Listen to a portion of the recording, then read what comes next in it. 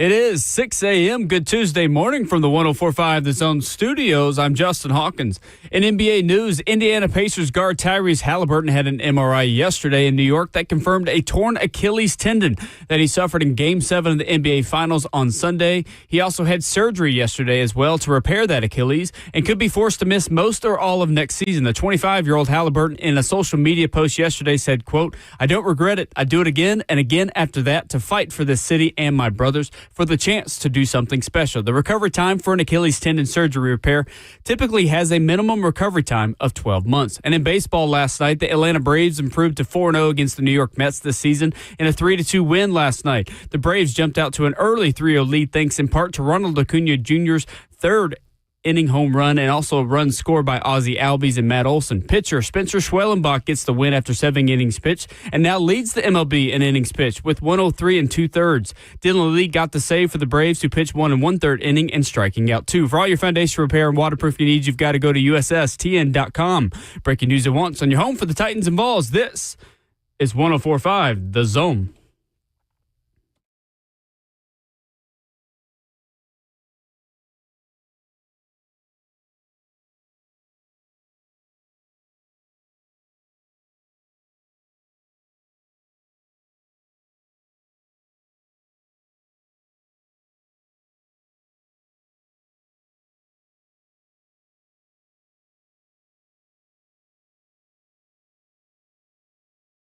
Tuesday morning in Nashville, Tennessee, and a gorgeous day in the Music City. Well, that's because if you're listening to the sound of our voices, most likely you woke up today in the Music City. Happy Tuesday to you, wherever you are in Middle Tennessee and around the world. This is Ramon and Will, fueled by Scooter's Coffee. Visit a locally owned location near you in Rivergate, Smyrna, Brentwood, White House, or Mount Juliet. Amazing people, amazing drinks. Amazingly fast. We've got trash talk as hot as the Middle Tennessee sun at 6 in the morning. An ACC quarterback's calling out everybody. His old program, his old coach, Alabama. We're here for it. Gives us something to talk about. We'll do that coming up in 20 minutes. Debuting the Foster Five. Speaking of heat, NFL coaches are on hot seats. Is Brian Callahan in the top 5? In the NFL, we'll discuss that coming up in hour 2 this morning. VolQuest's Austin Price joins us at 8:20, and the AP's Mark Long continues our SEC offseason football series, talking Florida Gators football in hour 4 at 9:20. 615-737-1045 is the number. Good morning, Ramon Foster. How are we doing? Good morning, Will Bowling. Man, I'm good this morning. Hopped out the truck this morning. You know, there's a picture of the sun right now. I think it's like Broadway or Fifth Ave in New York. Hopping out of my truck this morning, you can see straight down Broadway, and the sun would perch like right directly in the middle of it. That's right. Real cool look this morning. So you people who are getting out, maybe you'll see Broadway lit up like a Christmas tree this morning, I guess, or a flashlight, I guess is what you call it this morning, man. It is a big just ball of fire that basically ascends over Broadway. It's awesome. It actually is. When I used to live closer to downtown and closer to Broadway, that was one of the highlights of my morning. Yeah, no, seriously. Like the scenic side, if there's a scenic side to downtown, I know some people's like, it is a concrete jungle and all this type of stuff, or it's just glass heaven, or whatever you want to call it.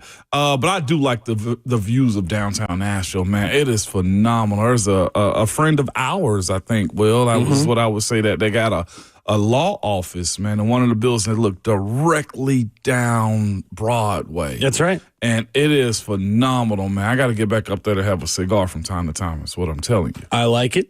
Yes, indeed, man. But other than that, yesterday, I told my wife, I was just like, guess that was probably the repass of all the sports that we had watched. The repass, what do you mean? Yeah, we can just go now and talk about all the good things that happened during the sports season. Now hockey's done. Now we got college baseball is done. The NBA is done. NFL is on break.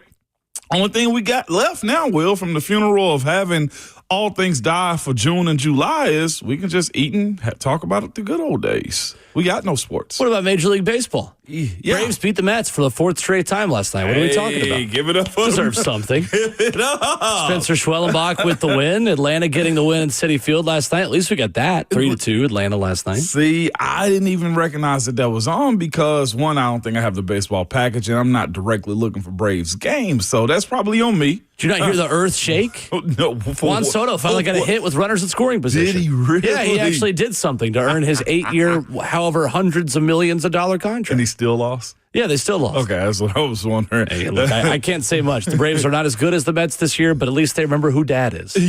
But listen, we just had Father's Day about a couple weeks ago. Yeah, that's right. You still getting gifts? Clearly. Clearly from Braves the have Mets. beaten the Mets 27 out of 37, so. That's too real, man. By the way, yesterday I was still a little shaken up from this past weekend. Uh-huh. I finally cleared out last night. Like, I didn't do any. Cleared out sounds like literally? No, not cleared out. what I'm Stomach-wise? Stomach-wise and just head-wise. Like, now we're back in sync. Shook off the cobwebs. I shook off the cobwebs. Fair enough. It was, I hate being sick, dude. And the worst sickness, too, is the summertime sickness. It's hot. You don't want to be bothered. You'd rather be outside and it looks nice, and you got to make the house super cold because it is hot outside. Like, there's a lot that goes into summertime sicknesses, dude, that I absolutely hate. Yesterday was one of those hateful days, is what I'll tell you. Well, yesterday we were 73 days, so now I'll subtract 1 from all of these. We are 72 days away from the NFL season. Love that. We are 105 days away from the NHL season and 119 days away from NBA basketball. So in pro sports, we got soccer and baseball, baby. Let's freaking go. Lock in. Lock in. This is my time to shine, baby. It is niche sports season. It's soccer, it's baseball, a little bit of F1 sprinkled in there. The Club World Cup was electric last night. I was tuned into that until 10 o'clock. Love Island is on. There's still lots to watch. There's still lots to talk about. Plus, we've got quarterbacks, Ramon, that just can't help but trash talk this time of year either. And to fill the time in late. From the quarterbacks, though, that's what I'm loving the most, man. So we'll get to that coming up in a minute. We'll definitely get to that one. This is also the time to locally, man. Go to the Sounds games, by the way. Like, it is a great park. I enjoy it. The hot dog stand is actually pretty legit if you believe in going to baseball games and getting hot dogs and a beer. Listen, no better environment, man. So most definitely, well, there is stuff to do. I'm just, I guess, brash about what I like to watch, and we're 72 days away. We missed my number, man. 73 yesterday. What the heck? Shame on you, Will. That is shame on me. We'll get there. It's absolutely shame on me. We will get there. Well, go ahead. I was going to say, I did think about wearing this Dodgers jersey in today because I know, like, that's what the heck? I know. You just want to tell me you hated me? No, and it wasn't to wet blanket your Braves either, man. It's Jackie Robinson. I figured that won't be an easy pass. Well, that's fair. You didn't show me the back of it first. Few jerseys that are easy passes. Jackie, Griff, those two, easy passes. Yeah, that's fine. I would throw Jeter in there, but that's a Yankee. Never mind. Yeah, no, I will give no Yankees passes. That is one thing that's funny for people that don't watch our show regularly and just find us on their YouTube algorithm. We had people trash talking you thinking you were a Yankees fan last week it's crazy. for wearing in a Derek Jeter jersey. It's no, crazy. just the jersey. I enjoy the jersey. Yeah. Or if I wear a hat, like my Cardinals hat from time to time. Right. Other hats I wear too. I wear I often say Patriots. What the hell am I doing here? No, that's not you. Not Pittsburgh Pirates hat. I wear that one from time to time too. You're living up to that promo that says, find out what jersey Ramon Foster will wear. Jersey Ramon Foster wear. I got to wear my Vols jerseys more often too. That's sure. You got the new hockey one too. Yeah, I do got the Finally. new hockey, but it's long sleeve. You got to be minimum clothes moving forward. Not now. If you've not been outside yet today in Nashville, good luck. Good luck. Drink a glass of water before you do. It is already hot in here. It's already there, man. It's not great. I heard Ron Slay giving out the warnings yesterday. It's like if you have to go outside, don't. Yeah, don't. Like, it is. The boys yesterday, my boys, our kids, we always want to do stuff at the worst times. And I love the idea that they want to work, but it was like 2:35. They want to go throw the baseball. I'm like, I love the ambition. I love the They discipline. wanted to have a catch. Yeah, they did. RJ wanted to loosen I don't up his actually arms. call it some have a more. catch. Is it have a catch? No, Oh, I hate okay. it. That's my pet peeve when people say have a catch. No. Play catch. Play catch. Yeah, That's absolutely. the way we do this. Absolutely. I was just like, I love the ambition, but probably not right now. Wait till probably like 5, 6 o'clock. That's right. You'll be all right. I promise you'll thank me later. Once that big ball of fire starts moving down a little bit, maybe we'll talk. Gosh, it is cooking too, by the way. Yeah, it is. It is. All right, so at NFL.com, should we just do a rapid list of just the headlines? Just the headlines, nothing else? Sure. Bills Allen lauds young Patriots rival May. He exemplifies football. Okay. Off season. Lovely. 5 teams that won the offseason. Bears rocked. Super year ahead for Ravens. Classic. Chicago Bears winning the offseason once again. I did read that yesterday. They had the Patriots as a team winning the offseason. Yeah, I seen that. Commanders quarterback Daniels happy for Debo to do the work in screen game. Is he doing the work in the diet game? Find out next. Like that's not part of the headline. That is a Will headline. Yeah, that's the Will headline. What drew Russ to Big Blue? Opportunity to play with this special talent. I'm going to guess that's Malik Neighbors. I don't know of any other special talents in the Giants offense. Jaguars officially sign number 2 overall pick Travis Hunter to rookie contract. Okay, good. Perfect. Can we crap on them real quick, them doofuses? You may always crap They on the Jacksonville released Jaguars. both him as a wide receiver and a DB on their Twitter. Like, come on, y'all. Well, that's what he's Like, practicing his bow. Stop. I get it. But, stop. Anything to make themselves relevant. Okay, moving on. Richardson expects to be ready for Colts training camp in July. Well, now we've just gotten to things we knew 2 weeks ago, or at least we heard reported 2 weeks ago. Somebody got to get the views up. Anyway, that's the morning in NFL news. That's the morning in NFL analysis. Mostly pieces that were banked by team reporters weeks ago as mini camps wrapped up and now published to team websites yesterday. Or wasn't like an NBA drop in there anyway from the NFL? Well, this was NFL.com. If you wanted me to go to NBA.com, I could. I But just figured- NFL.com not covering the NBA. I just figured everybody would help each other out this time of the year. So If there's one thing the NFL is not doing, it's helping out other professionals. very true. So much so they kill other ones. 615-737-1045. There is an ACC quarterback that just lit a blowtorch yesterday to his old head coach, to his old college football program, and to Alabama football. We'll tell you why you should care about what FSU quarterback Thomas Castellanos said yesterday. Coming up next.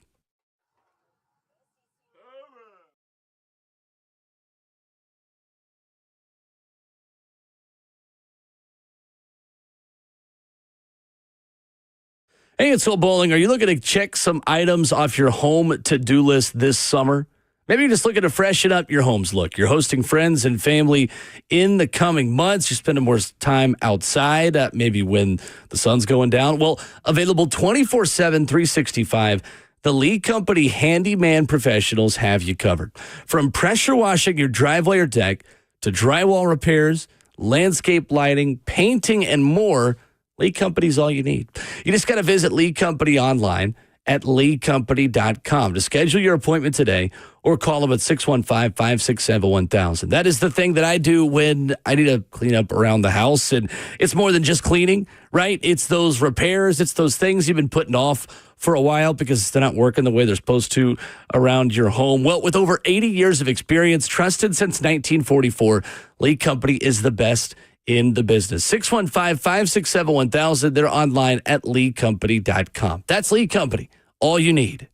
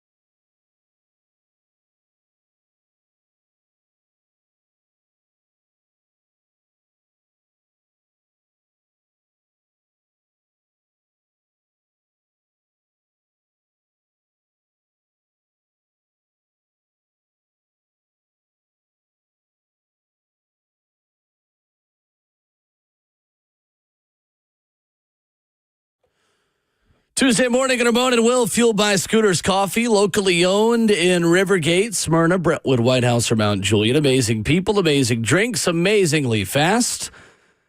At Ramon Foster, at Will_Bowling on Twitter, 615-737-1045, how you jump in. So Thomas Castellanos yesterday, Ramon, gave us a lot to talk about. Yes, he did, man. The Florida State quarterback, speaking with Pete Nakos of On 3, says, I'm trying to save jobs and win. My brother, I'll give credit to him for this, called Castellanos the Panhandle Pavia on Twitter yesterday. With some of the stuff that he had to say. Quite honestly, I think Diego Pavia has more leg to stand on a trash talk than Castellanos does, who has made 20 career starts in his college career. He is 11-10. Yeah, sure. 3,689 yards, 33 touchdowns, 19 interceptions, saying, I really wish I would have left Boston College when my head coach left before last season. Jeff Hafley, who was hired by the Green Bay Packers as defensive coordinator, said, but I tried to give it another take. BC wasn't the school for me. I wasn't able to be myself, and I had to try to make myself be something I wasn't. I just didn't like it. Bill O'Brien and I, Castellanos says, butted heads early in the season. I got banged up a few games. We had a meeting, and it kind of blew up in my face. I did so much for that program, and I did everything that I could, and I just wasn't repaid the right way. How do you feel about a quarterback just taking a flamethrower, a blowtorch, to his old college football program before the doors even really hit him on the way out? Man, that's something you never see. You just never see this type of talking from a quarterback. How do I feel about it? I just look at it and say, we're in that different era.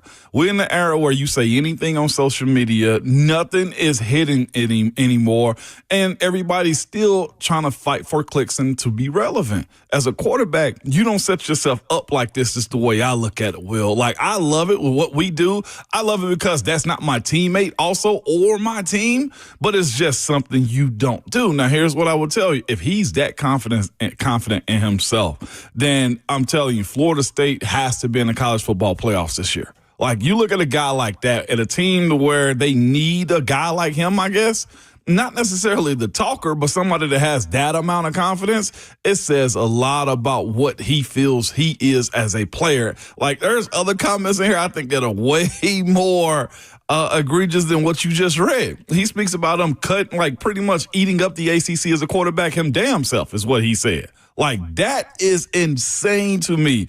But here's the other side of it. Quarterback, you have a blind side.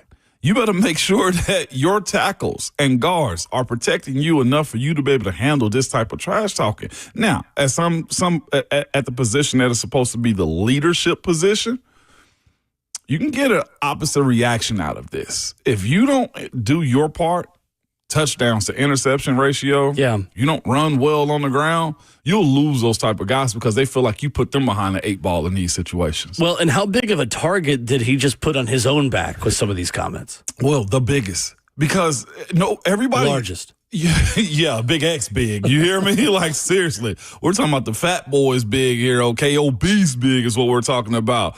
When you look at the quarterback position, everybody wants to kill them anyway because most defenders feel like they're protected. Mm-hmm. But when you're also a talker, you have no security when it comes down to people giving you that extra shove into the ground or just want to hit you for the heck of it because you are a talker like that. To me, I'm not a fan of it, but I like it because if you're that confident, then you better show and prove. I don't know what kind of NIL bag he got from Florida State, Will. Pretty decently sized one, I think. But you don't do this move, man. I'm excited for what this college football season is going to be, but I also look at it and say, again, not to be old man screaming at the sky, but like this era couldn't care any less, Will, about the idea of what respect is. So Thomas Castellanos, now FSU quarterback, who started his career at UCF, grew up about 3 hours northeast of Tallahassee. And Pete Nakos, in this article with him at on3.com, quotes Castellanos saying, Florida State has been the school I've always wanted to go to. It is my dream school. I just feel like it's right. Castellanos says, quote, I remember the last time I went to a 2-10 team and had a successful season. I wanted that challenge to come over here and turn this thing around and get it back to where it needed to be. And plus, I feel like I had a pretty good season or 2 seasons there at BC. I feel like if I did what I did over there, over here, then I'll be way bigger. It will mean a lot more at Florida State. Castellanos helped Boston College beat Florida State last season, one of 10 teams who beat FSU in 2024. The first BC player to record 2,000 passing yards and 1,000 rushing yards in a season. Says he was drawn to FSU because of the levels of desperation both the player and the program shared, saying, I'm not just playing for Florida State, I'm playing for coaches who are fathers and who have homes and families here. I'm trying to save jobs and win. Castellanos. Buddy. Bro. He was pretty good last season. I don't know if he was this good. I don't know if he was save jobs and save like livelihoods of families good. So it's fascinating, okay? I think he's letting Florida State being overranked number 10 at the start of the season play tricks on his mind, Will. Like, I legitimately think that because he's talking about saving jobs, right? The teams that he beat aren't teams that help save your job with, okay? Like, Florida State was just trash last year. They beat Duquesne. Okay, they're supposed to beat Duquesne. Michigan State wasn't that great. Western Kentucky, they barely beat them 21-20. Mm-hmm. Okay, and then there are other ones. I don't know how they beat Syracuse, but they did. And then the last 2 wins, North Carolina and Pitt. Like, sir, you didn't cook the way you thought you did. Like, you basically flipped the burgers while we started to fire and season them. Flip the burgers is crazy. I'm serious. Bro, Will, hey, you know how you leave the kitchen? You'll see it when you get your nephews over. Hey, watch the grill for me real quick. Like, that's pretty much what he had to do at Boston College last year. It seems to me the way he's saying all of this stuff, like, he think this is a Disney sports movie. He think this is like Angels in the Outfield. Like he thinks he's the main character. He think he's the main character in this show. Like, he's there to save jobs. Like, that's commendable as heck. But absolutely not, sir. That's not any of your concern more than anything. Like, he's legitimately talking to me as if it's somebody that's living a dream. And that is beautiful. We all chase our dreams in college and our workspace that we're chasing and goals that we have. Well, how chaotic is a football season? It's very chaotic. I mean, just ask Florida State fans last season. He was on the other end of one of those FSU losses, but now he's got to wear those on his side of that sideline. Brother, do you understand that you playing in the same conference as Clemson, who is a national football, a college football playoff favorite? Mm-hmm. Like, do you not understand that? And Louisville? So the ACC is fascinating this season because you do have an FSU program that just had an inexplicable amount of failure last season. A lot of transfers, a lot of guys that were not raised within that program over 3 or 4 seasons to really care about Florida State football. They checked out quickly when things did not go well. A front seven that was supposed to be as good as anyone in college football just simply wasn't. And an offense that just could not move the football and certainly could not move the football in the end zone, much less just move it into the red zone. Right. Has a new offensive coordinator named Gus Malzahn this season. Play caller for Mike Norvell's offense. And this FSU offense finished last season averaging 270.3 yards per game.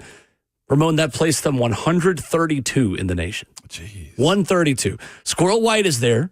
Tennessee transfer. Yeah. Deuce Robinson, they bring in at wide receiver from USC. Tight end Randy Pittman coming over with Gus Malzahn as well. And Malzahn spent time with Castellanos, where he began his career at UCF.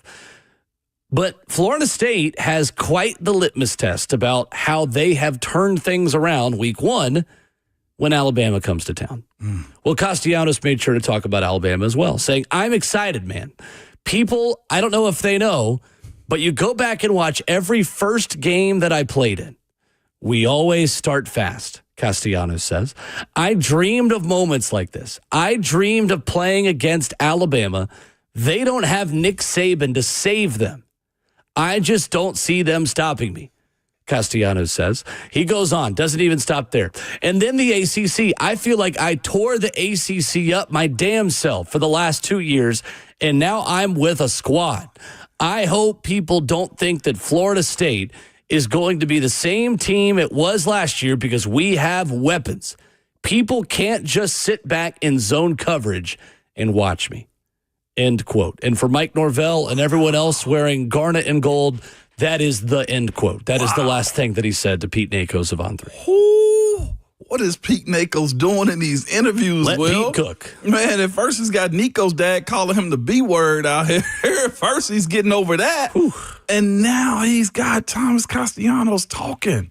Well, I'll give him this. The level of confidence that he's playing with, I'm sure there's a bunch of Seminole fans right now that are absolutely loving this, thriving in this. The same way Vanderbilt fans said with Diego Pavia, like, hell yeah, this is what we need. Like, we absolutely desire to be a team that can talk that talk and also walk it too.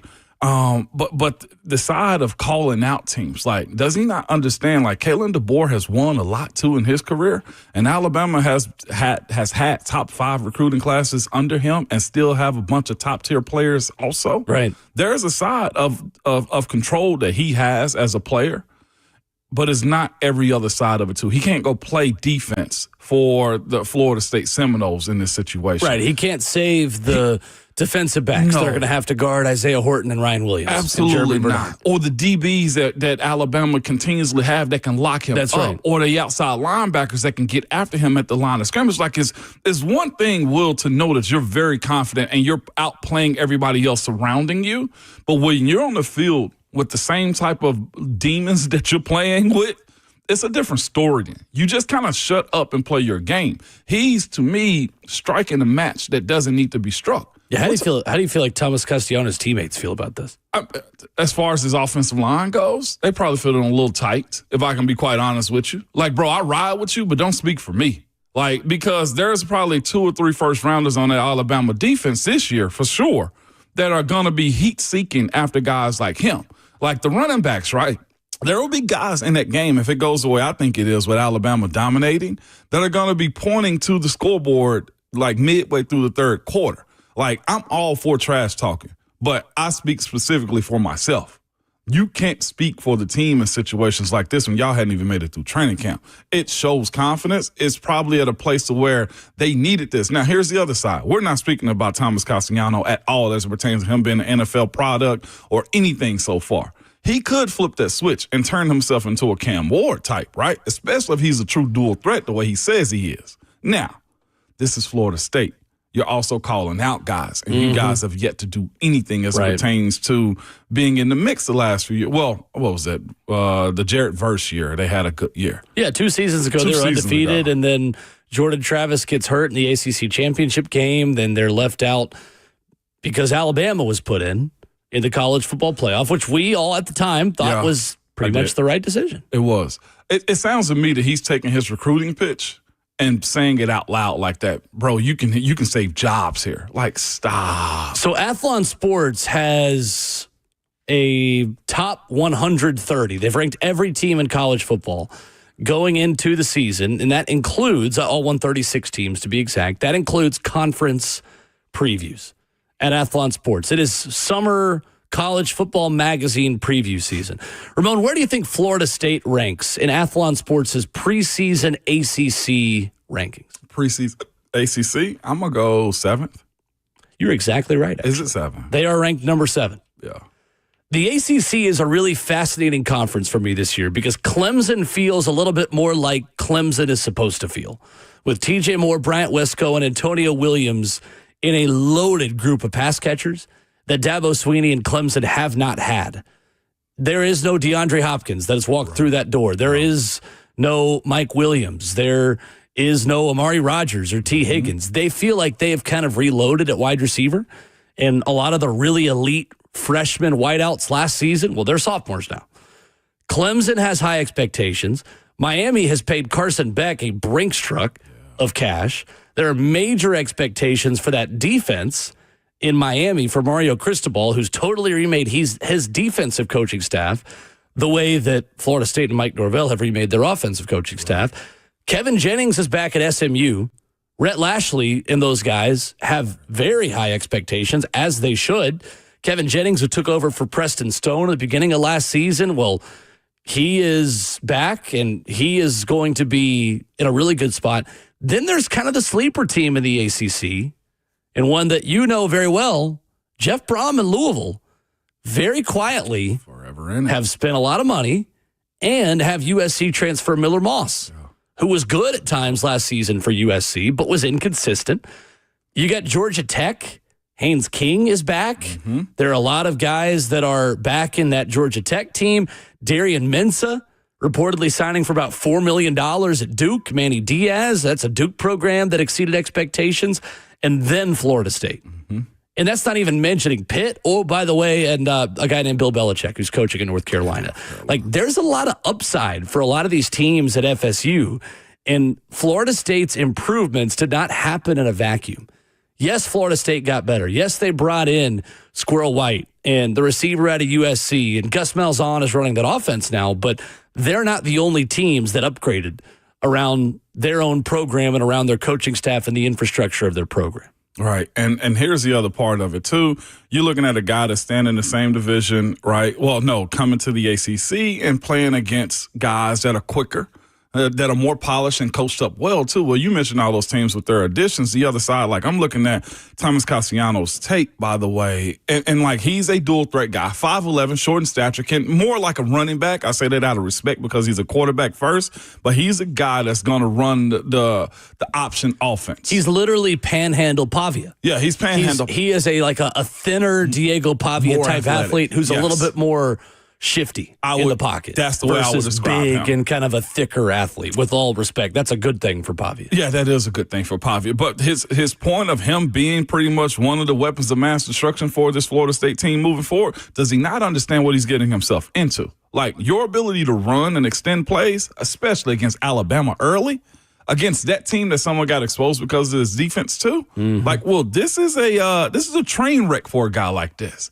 Now, again, you say what you want when you in the offseason, but there will come a time where Coach Kalen DeBoer will put that up on the whiteboard and show the world he's got to go prove it. Right. That's the other side of it for me. Like, I love the idea that he said Nick's not going to be there. That's been my mindset. But look, I'm not playing.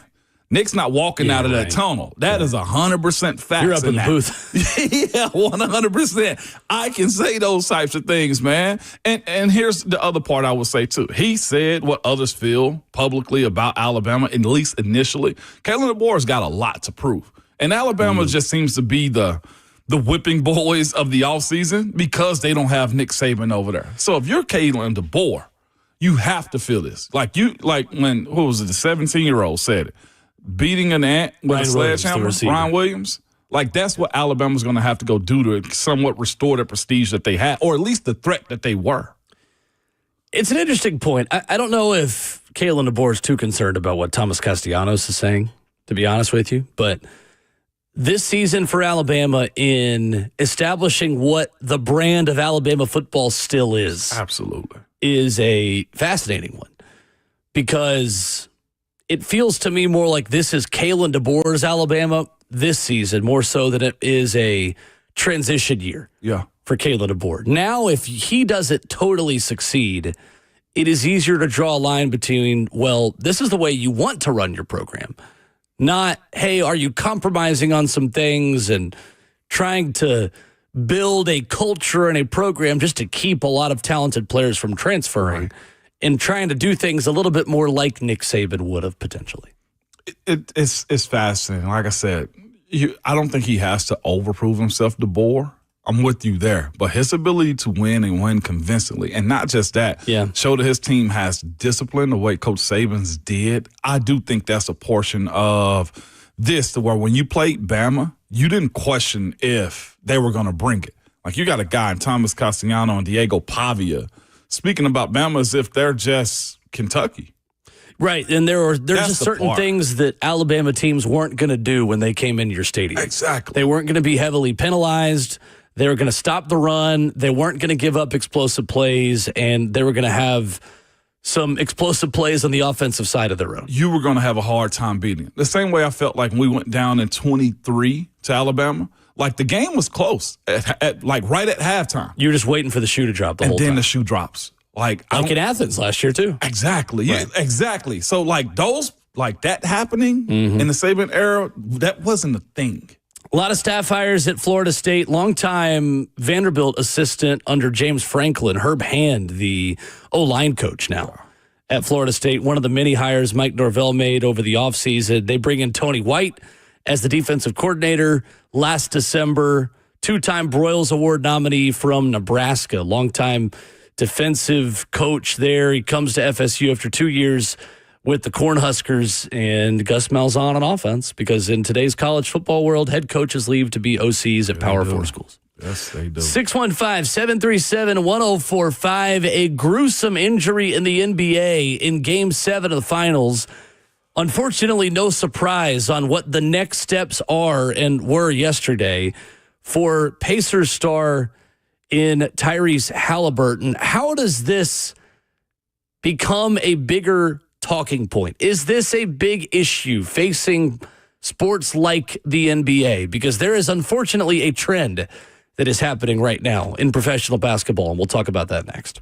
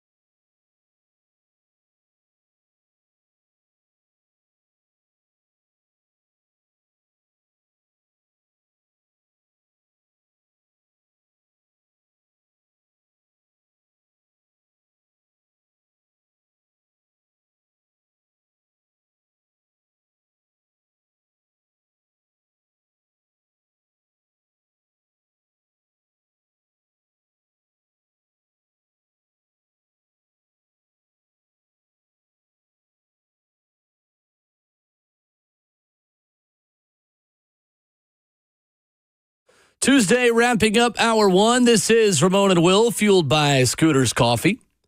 Locally owned in Rivergate, Smyrna, Brentwood, White House, or Mount Juliet. Amazing people, amazing drinks, amazingly fast. A great day for an iced coffee in your life. Yes, it is. If you are kicking off your morning in Middle Tennessee, 615-737-1045 is our number. So Indiana Pacers star Tyrese Halliburton officially has a torn right Achilles tendon. He suffered it in Game 7 of the NBA Finals against Oklahoma City, meaning he will also likely miss the upcoming season that will end this time next year in 2026. The team did not announce a timeline for his return. Played through a calf strain, Halliburton, that he suffered in the NBA Finals. Of course, if you're locked into the NBA, even if you're on the periphery of it, you probably know the story.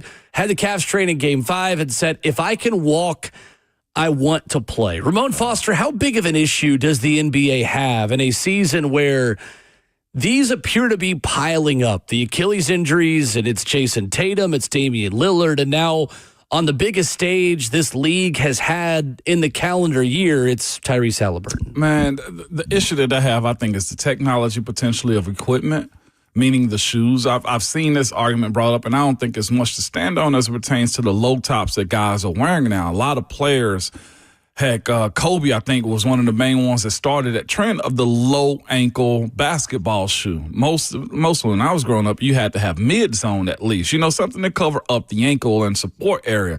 I'm not sure if that's one of the biggest issues as it pertains to it, where guys don't wear mids and the overexposure of it and how they push and play off of it, that being a part of it. So I always bring the technology up. I never forget when the NFL was dealing with the Liz Frank.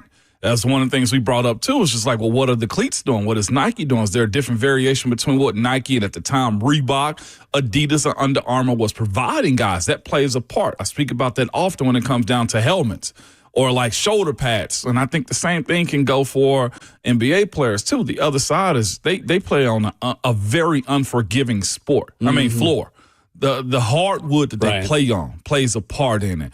Now, the other side of this, too, Will, 82 games. That is a part of what they do. That 82 games, the NBA Cup, the international stuff, and the FIBA stuff, because as you get more players from around the world, you have more guys that are playing more in the summers and in the off seasons.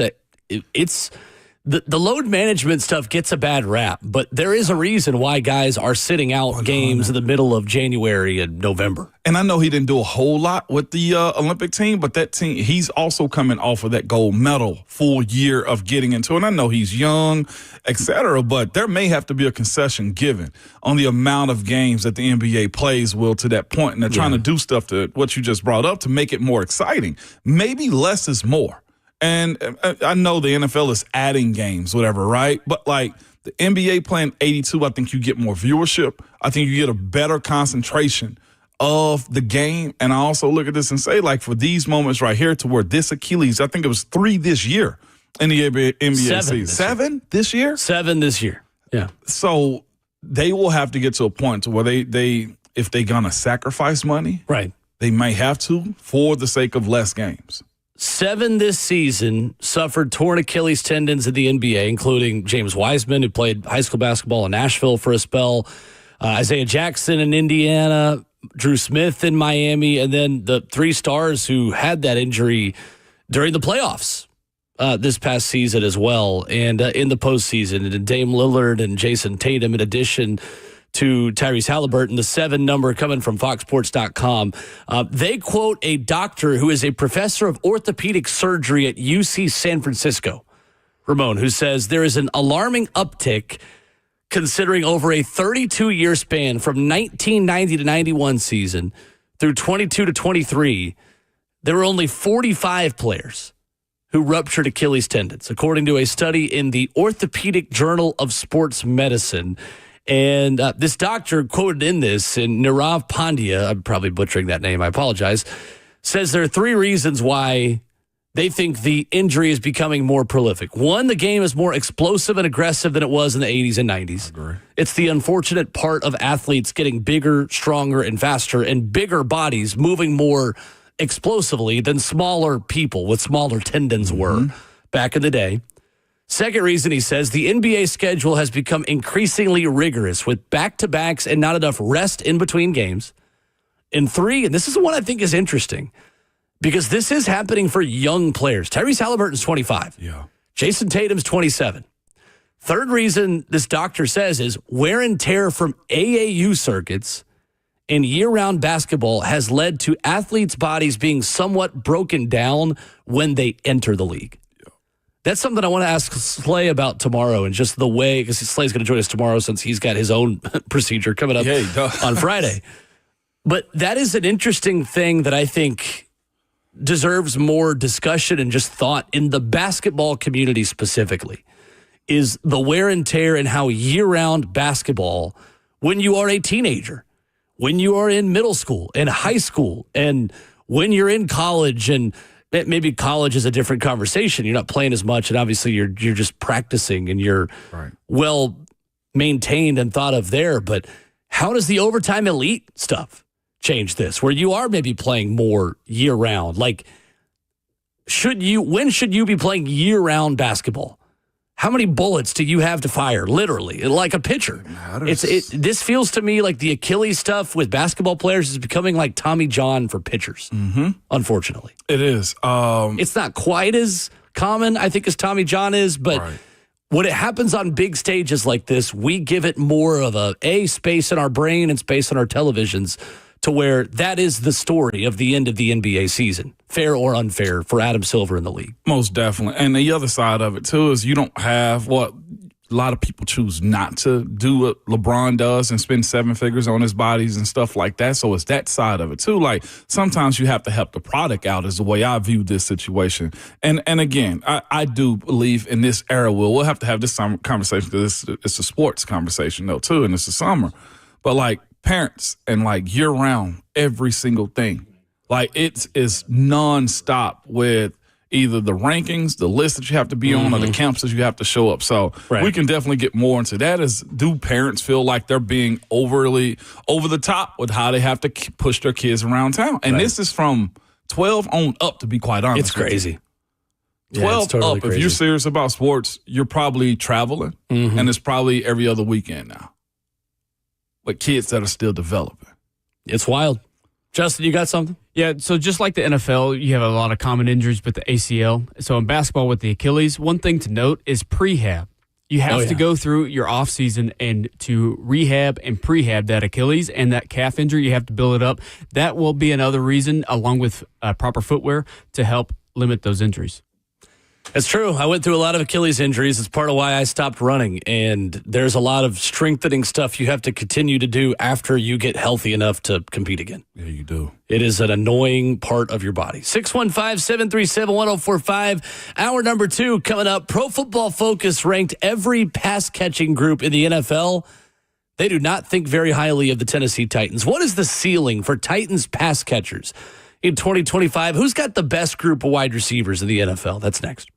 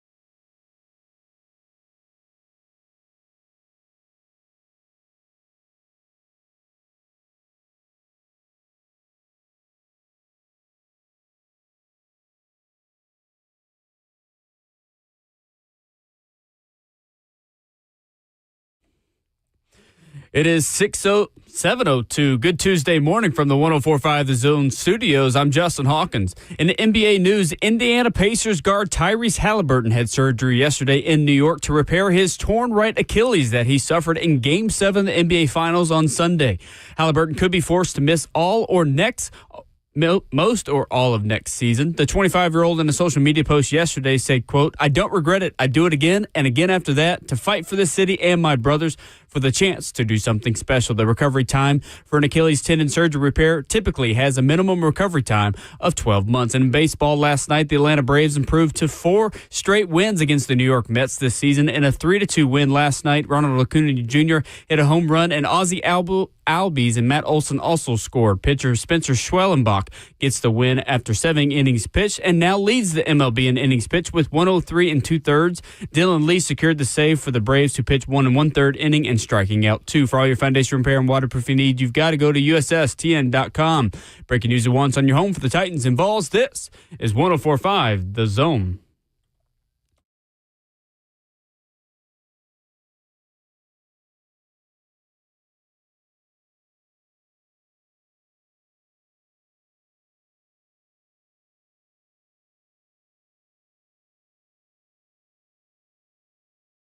Away we go into hour number 2. This is Ramon and Will, fueled by Scooters Coffee. They are locally owned, and they're everywhere in Middle Tennessee.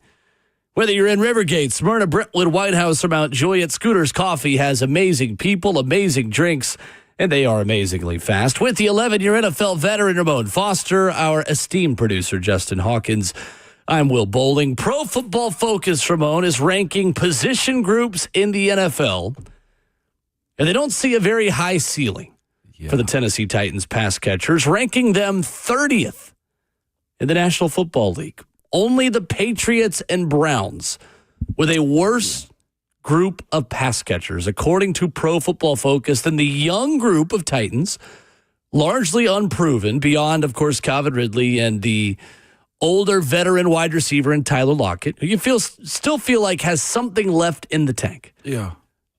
30th. How do you feel about that for the Titans pass catchers, according to Pro Football Focus? If we're removing ourselves from it, that's about right. That's, to be quite honest with you. Calvin's 30+. Tyler Lockett is also.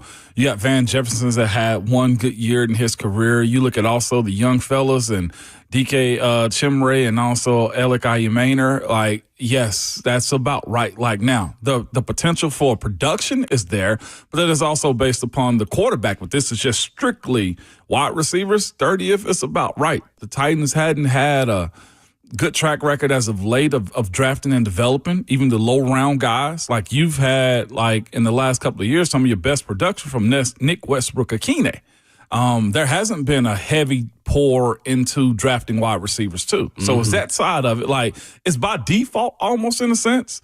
And nobody can blame, guys at their age. I mean, if Calvin goes out and be productive, I mean, that's one thing. But Calvin last year had right at 1,000 yards wide receiver season. So 30th is appropriate, man. There's a lot to prove with this team. And if we step back, Will, and look at it, like, you can legitimately see this franchise is in a rebuild. So it's also like, when you hear that number being thrown out, for me, I'll say this. It tempers the expectation that Cam Ward can change this entire thing over in 1 year.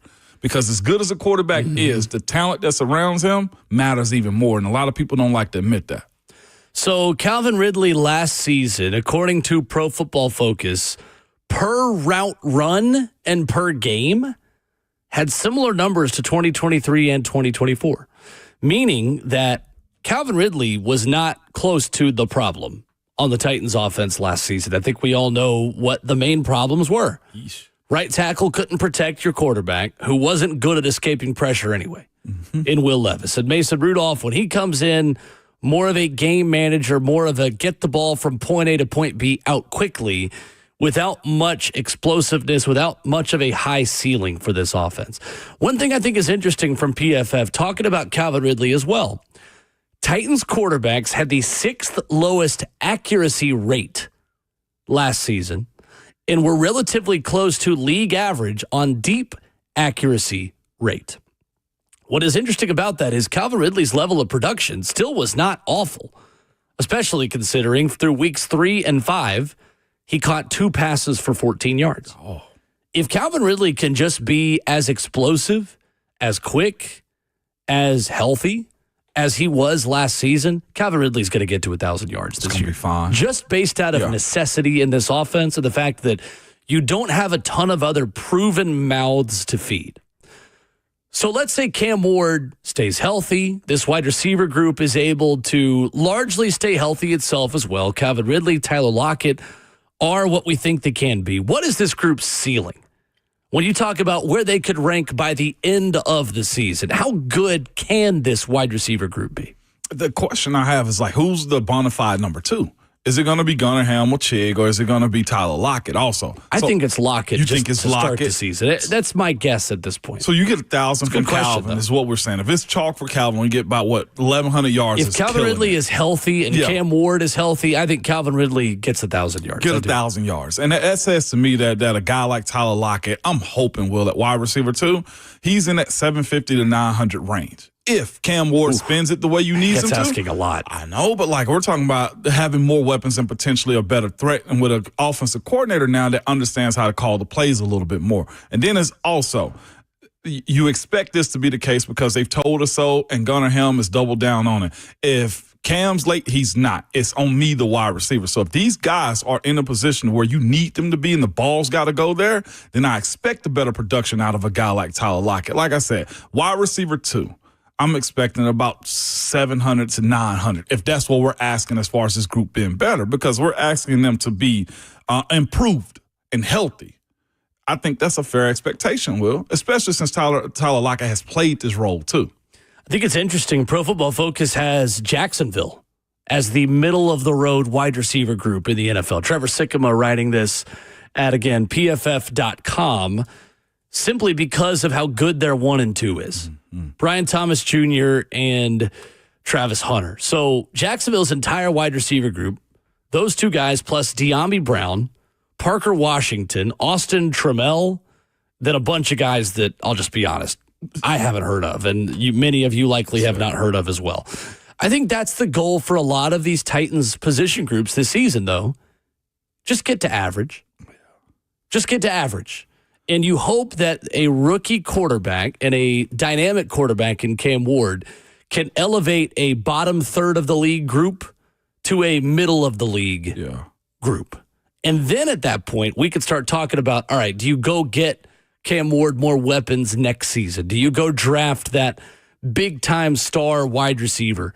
Do you go get the best available offensive player to help him be successful? Mm-hmm. Is it a free agent that you can lure to Tennessee to complement the young core that you have, because you hope Chimere Dike, Alec Iamaner, and who knows who else can step up and be a young core to set you up for success moving forward. But if Jacksonville is the league average in the middle of the road, it means you're going to have to significantly upgrade at wide receiver 2. Very much so. Because that's the next step for this offense. Calvin Ridley is its own entity, is his own entity within this. You got to have a legitimate 1 just to be taken seriously at the wide receiver position in this league. The next step for this team will be, who is that number 2?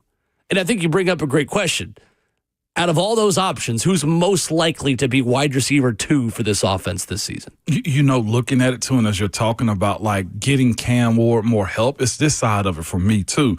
It is looking at the setup that other teams have. There's balance in it. Ayuk, McCaffrey, Kittle, Jennings, and Parasol. That's in San Francisco. That to me is an ideal wide receiver room. The other side, as far as who do you pour into, Will, if you're Cam Ward looking into this year, me personally, I think it has to be, if he allows himself to improve, Gunnar Helm. Because here's the way I look at it. How about Tajay Spears and Tony Pollard as well? But you want that to be wide receivers, tight end threats more than anything. Working out the backfield is one thing, because you got to go negative to go far. You know how much you can get. It's that side of it too. But I'm looking at everybody else that's on this list though. Tyler Lockett's expiring contract. We're looking at also Van Jefferson expiring contract. Which or who do you choose to pour into? And I would almost think that it's Gunnar Helm in a sense, although production matters more than anything. I can't designate who's going to be my number 2 guy. But if it's me, I'm looking at Gunnar's young fella. It's not a problem if the tight end is wide receiver number 2. Right. It's not a problem. Right. I mean, I've seen Arthur Smith do that here also time and time again. With what you're provided, I'm with you. I do look at this team and say, I wouldn't be shocked if wide receivers, if you're in a position to take a top wide receiver in next year's draft, do it. Because that talent matters, I feel like, especially if Cam does what he's supposed to. Question on YouTube asks about the Achilles injuries and all those things as it relates to the Titans. As Selly writes it on YouTube, says, Justin mentioned typically 12 months for recovery timetable for Achilles. So should we expect, for the Titans' perspective, talk about Tyrese Halliburton, to see Lloyd Cushenberry early this season? Ramon, from what we have heard and from what we've seen and people we've talked to and everything, I think Lloyd Cushenberry has progressed well. I don't think that's going to be a 12-month injury for him. He'll be back, I think, certainly before November. Yeah. I think he starts on PUP. I think he likely, we're talking about the first month or so into the season, I would say, is a realistic timeline for Lloyd Cushenberry. Yeah, that's why I think he's progressing well. Some praise about Corey Levin, and this time frame right here was huge for him also. But yeah, most definitely, there's a competition to see who's going to be the starter in waiting while Lloyd Cushenberry gets healthy. Yeah, I would expect him to be late to start. He'll be back before November, though. Yeah, it won't be 12 months for him. I'd say a year into October, probably. Before you see That's a realistic timeline. Yeah, to be safe about it. Right. And again, you don't want to make any promises, but I wouldn't expect it to be a significantly long wait for Cushenberry. I do think one element of that we have not talked about a ton is Jackson Slater better be ready to play. Yeah, fast. Your Sacramento State rookie that you drafted on day 3 as another option at center, because one injury to Corey Levin or one injury in the interior of that line and Jackson Slater. Come on down, buddy. Grab your helmet. Strap it on tight. You're in. Here's what I will also say, too. This is where having Kevin Zeitler and also an even more mature Peter Skoronski play a part in that, too. You can cushion him, no pun intended, with Lloyd Cushenberry. You can cushion him in between some guys that are vet to also help protect him. As long as the snap count, if it is Jackson Slater, gets up and there's no issues with the shotgun, there's an opportunity for you to protect him until Lloyd Cushenberry gets back. That's the other part of it, too. And I like to paint a picture to where he gets back sooner. I don't want to with Lloyd Cushenberry because I can say, well, he's not making the same movements as a wide receiver or basketball player, but he's also having to push on 300-pound men. Coming up next, the debut of the Foster 5. We're going to have Ramon rank top 5s on a number of topics through this offseason, on the NFL, on college football, on his playing career, on movies, random things. We will start in the NFL, though, when we come back. Ramon Foster's top 5 hottest seats for head coaches in the National Football League. Does Brian Callahan make the list? We'll talk about it next.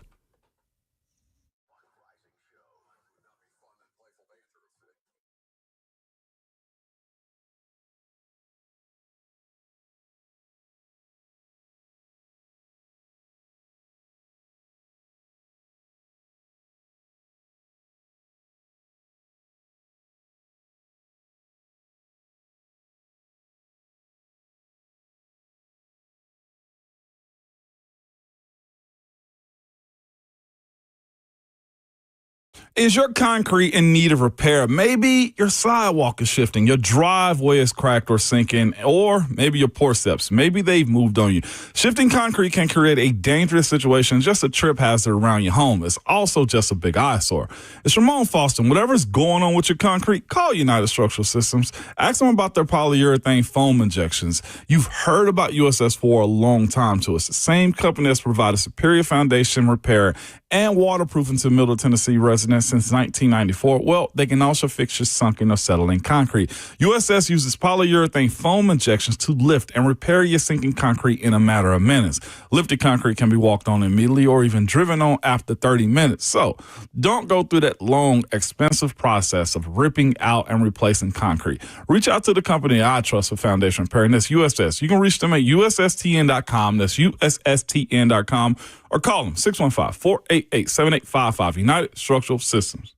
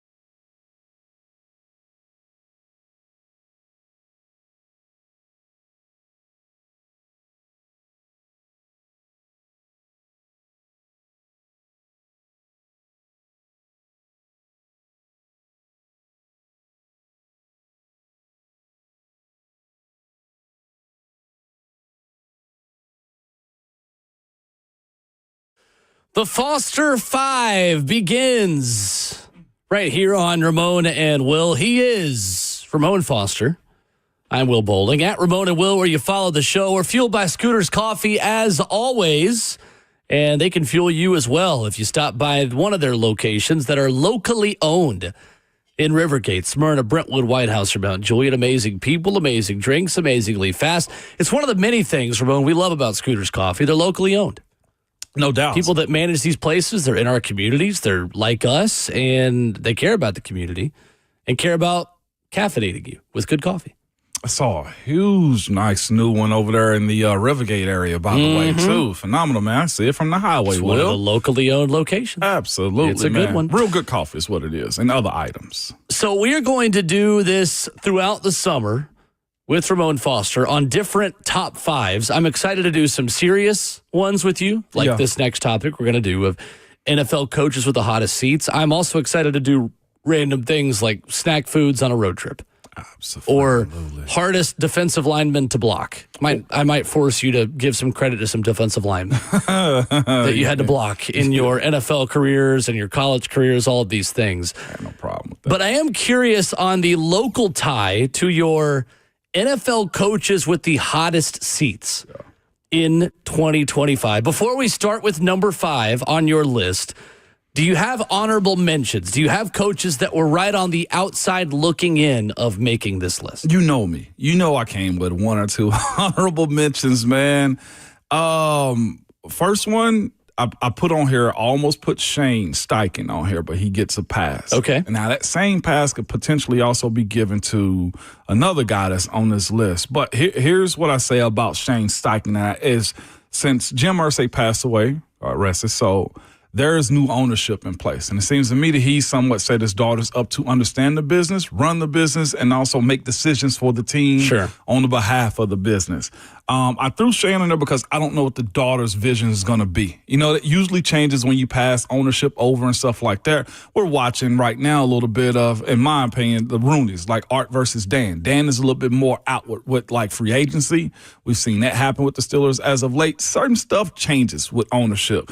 And that's where I'm at with him. And also the other side of it is this is also possibly not his fault. He took a job, and from my understanding, at least it's been reported from time to time, as it was Jim Irsay that wanted Anthony Richardson.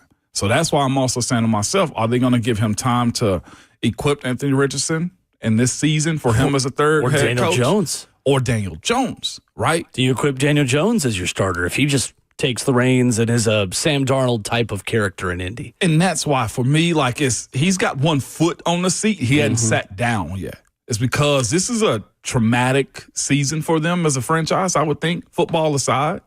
Traumatic, dramatic. Yeah. Sure. Shane Steichen, 17-17 in 2 seasons as the head coach in Indianapolis. To me, it feels like Chris Ballard, the GM, has a much warmer seat than the head coach, who has not been there for a lot of the mistakes of that organization. And Shane Steichen didn't draft Anthony Richardson. Yeah, I got another one that should have made the list, probably. That should have made the list. Honorable mentions. Honorable mention. Mike McDaniel. I'm surprised he doesn't make your list, to be quite honest with you. He'd probably be on mine. I got others on this list. Again, it's Foster's 5. Okay? That's right. It's not Bowling's 5. Yeah, and I look at his spot and I say, well, they're almost in a sell-off. They're trying to get rid of Jonnu. At least the conversations popping up was what's happening with Jonnu Smith. Jalen Ramsey, they're reportedly looking at trade options. Tyreek Hill has been a part of that at times. But, I mean, they've paid their quarterback. And when you pay your quarterback, you expect results. You expect results, and that's where he, as a head coach, has lacked. Now, the other side of it is, well, why this big sell-off?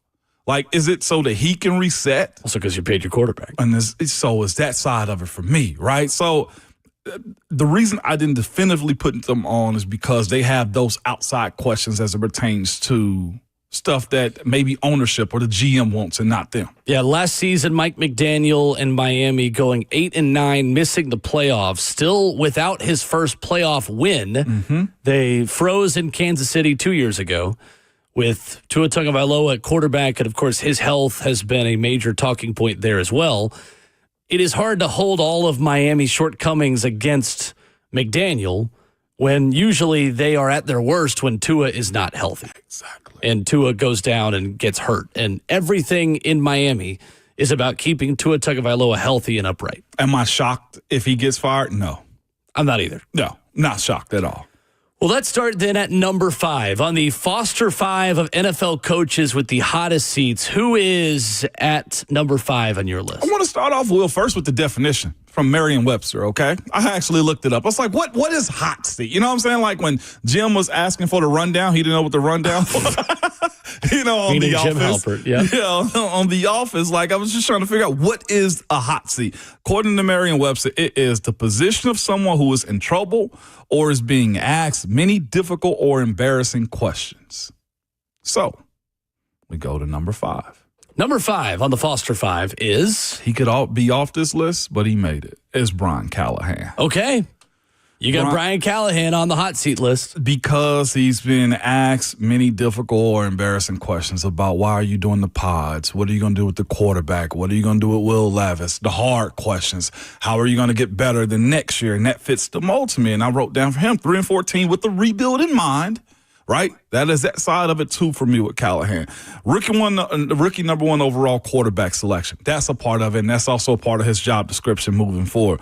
And here's the other part. He was able to keep most of his staff together, but also made a change at the coordinator spot. Most times when coaches make changes at the coordinator spots, that is a reset to also reset their jobs. And if that doesn't go well with Bones Fossil, which I expect it to, because of his history, that can be very problematic. Can you man and control not just the team, not just the offense, but the defense and also the special team sides of things too?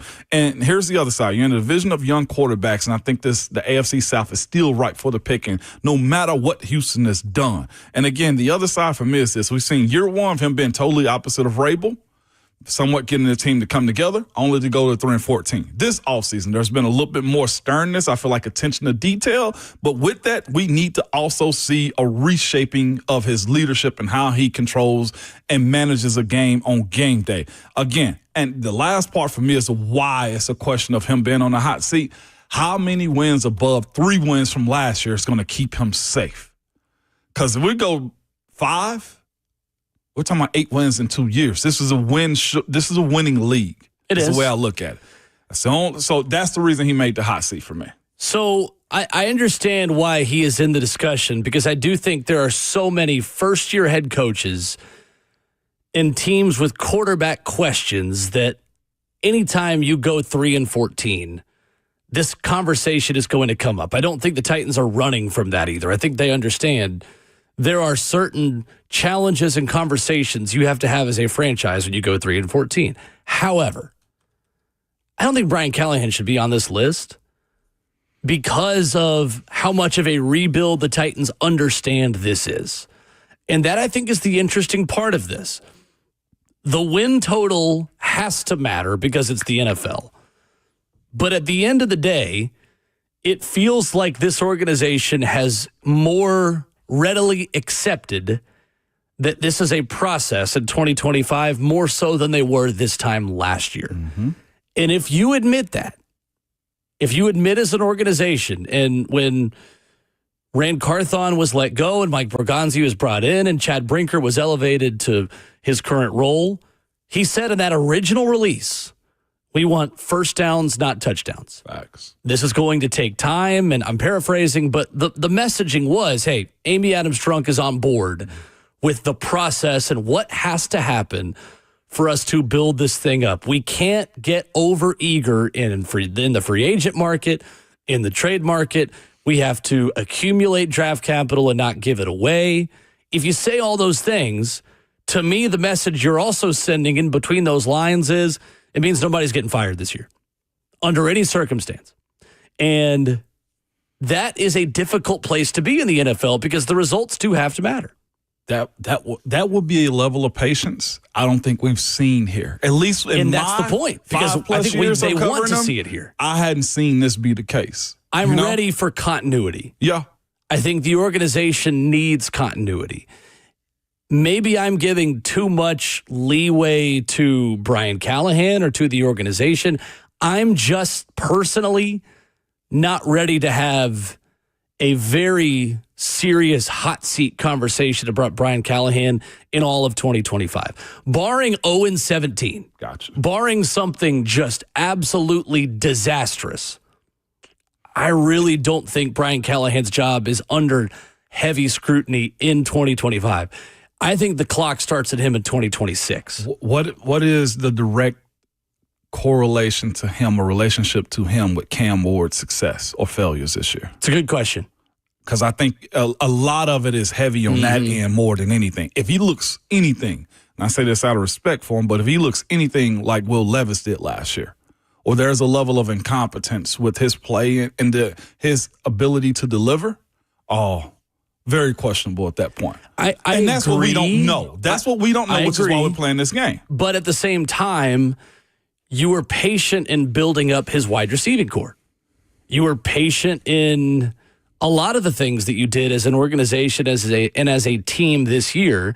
You didn't go chase the big money wideout. You didn't go sign Stephon Diggs. Right.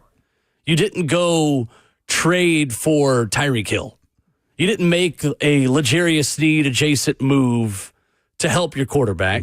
You built up a young wide receiving core with Alec Iamanair and Chimere Dike. Went bigs in free agency. And you built inside out up front first. Yeah. Dan Moore was your big signing, not a wide receiver. So if Cam Ward struggles this season and doesn't have guys to throw to, that is going to be the conversation. Like, well, you can't fix everything in one offseason. And the Titans have told us through their actions and through their words that this is a process that's going to take longer than just one player acquisition cycle. If that's the case, and this team has said it, then Brian Callahan's job can't be under scrutiny, barring something really, really bold in a negative way in 2025. Understood. But winning, to me, I think does. Well, the look of winning and losing matters. I get it. In the end. I see where you're coming from. Yeah, most definitely. For a young coach that they'll dispose of quickly in this league, which we've seen done too. We'll get more to that coming up later in the hour, later in the show. We did ask on Twitter, at Ramon and Will, how hot is Brian Callahan's seat entering the season on a scale of 1 to 10? Curious your thoughts on that. And you can let us know at 615-737-1045 as well. In the meantime, Ramon Foster, who is number 4 on your list? Number 4 on this list, man, is Mike Tomlin. I think it's fair. 4. He could be higher, but here's the reason I got him. I put him at 4 because it's the movie everybody's watching this year. Again, I go back real quick to this definition. Position someone who's in trouble. I don't look at it in trouble. I look at Coach Tomlin's situation being asked many difficult and embarrassing questions is where he's at right now in this. And this is the Aaron Rodgers decision. And what I wrote down for him is this. Winning no longer does it for Pittsburgh.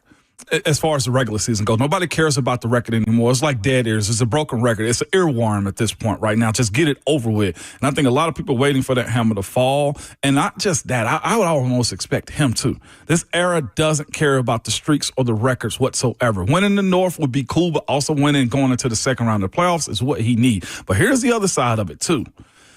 The signing of Aaron Rodgers, the trade for DK Metcalf plays a huge part in it, too, because you had Mason in-house, whatever that means, or you didn't go after another quarterback other than Aaron Rodgers, and you signed DK but also let go of George Pickens. The song and dance that Coach Tomlin needs to see work out is Aaron Rodgers, kill it, and also George Pickens is a headache in Dallas. Because you're telling me right now on the team, we'll speak about the Titans' number 2 wide receiver, the Steelers don't have a strong number 2. Roman Wilson or Calvin Austin that's the way you got to look at that. And no matter how good a good quarterback is, having more weapons means more to him. And I think that's what Aaron Rodgers is at his big old age of 41, 42 years old. So if those things go opposite, meaning trading George means he's all pro or a Pro Bowler for the Cowboys. Yeah, George Pickens, right. And Aaron Rodgers doesn't work out well. Very hot. We're talking about cooking and boiling at this point. I agree. No notes. Totally agree. Feels like things are getting stale between the fan base, between them and Tomlin and Rodgers as just kerosene on the fire there. Yeah, it's a slow burn. I agree. I think it's fair. Yeah, it's definitely a slow burn. Number 3 on your list, Ramon. Zach Taylor. And I want to say this. I wrote in my notes. It's not your fault. you look at somebody, hey, Zach, it's not your fault. It's the way I look at this one. Feels like there are a lot of those guys right now in terms of NFL hot seats right now. A lot of guys that are maybe the victims of crappy situations around the Yes, league. because my number 2 on the list is in the same situation. Sure. But I got Zach Taylor, and he shouldn't be on this list because he's got his franchise quarterback. He's got 2 all-world wide receivers. He's got an offense that averaged almost 28 points last year, Will. 28 points in the NFL, and you still had a below 500 season. Unacceptable whatsoever. But here's where I am on him. I feel like they're not going to let him, as good of a coach as he's been, Marvin Lewis' situation. I feel like they got stuck with Marvin Lewis. They inherited a lot of his traits, and they allow him to say eventually he's going to get over it, but that's not the case.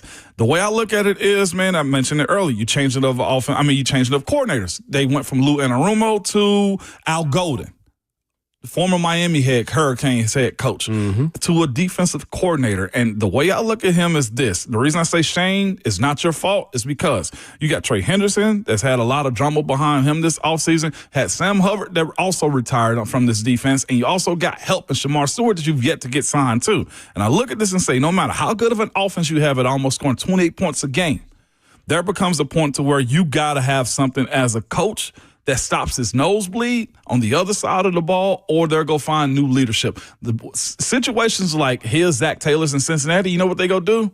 Hire defensive head coaches, because they know playing in that division, you got to play defense number 1, but also we'll find the next star to coach up Joe Burrow. Like Mike Tomlin, Yeah.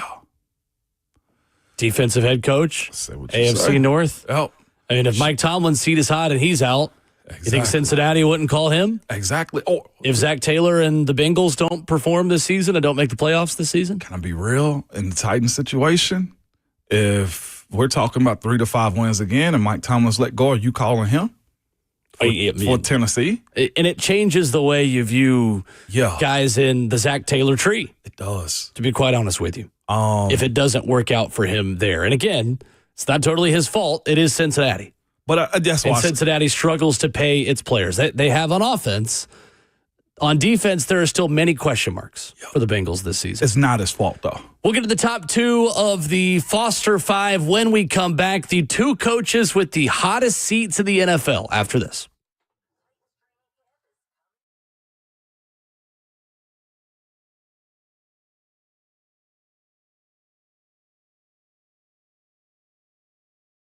Selling a home is not always smooth sailing. Boy, if you have entered the market in Middle Tennessee, you get it. It's incredible. The neighborhoods I'm driving around in Middle Tennessee, the ones I'm walking around as I walk around my own neighborhood, you're seeing a lot of for sale signs. I'm seeing a lot of dust on those for sale signs. I'm seeing a lot of people in Nashville who need Bernie Gallerani real estate. Look, when you get to know Bernie Gallerani, you see his heart for helping Nashvillians, helping locals here in Middle Tennessee. You see that very, very quickly. You don't need that big national agent. You need a local agent with years of experience, a proven track record. That's exactly what Bernie Gallerani brings with Bernie Gallerani Real Estate. For Mindy, having the right real estate team made all the difference. With expert guidance from Bernie Gallerani Real Estate, her home in Greenbrier sold successfully, even with a few unexpected bumps along the way. Bernie gives clear communication, smart strategy, out-of-the-box solutions like a reverse offer. The process stayed on track and stress-free. So if you want a team that's creative, responsive, and truly committed to your success, call Bernie Gallerani Real Estate today. And look, Bernie is so confident about helping you out, he's going to give you his personal cell phone number as well. 615-428-2644. That's 615-428-2644. Call my friend Bernie Gallerani. If you're looking to sell your home, he guarantees to sell your home in 30 days or less, or he'll buy it. He's the only real estate agent in Nashville recommended by Barbara Corcoran of Shark Tank. Put Bernie Gallerani on your team. Head online, BernieGallerani.com, or call him at 615-428-2644.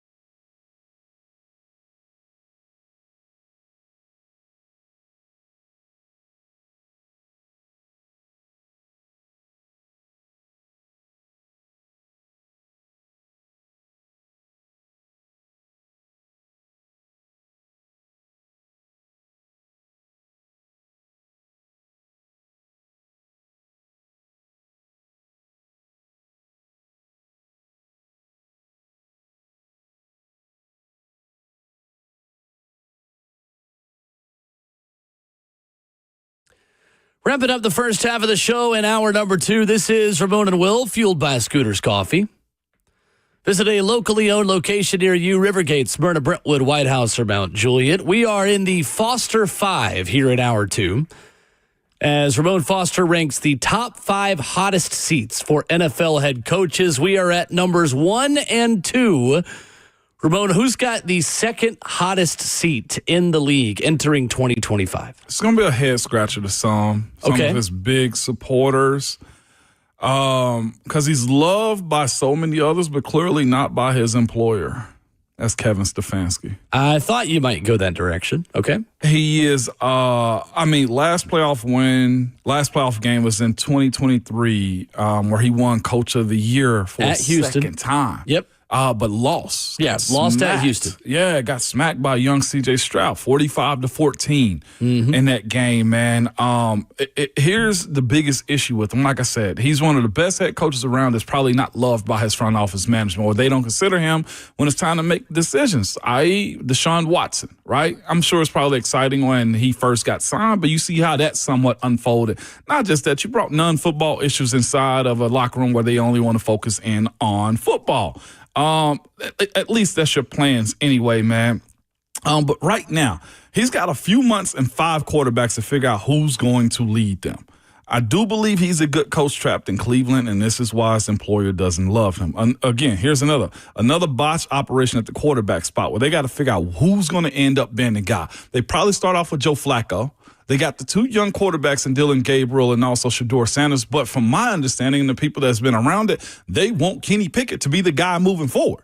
A failed quarterback draft pick in Pittsburgh that goes to Philly, and they trade for him. Right.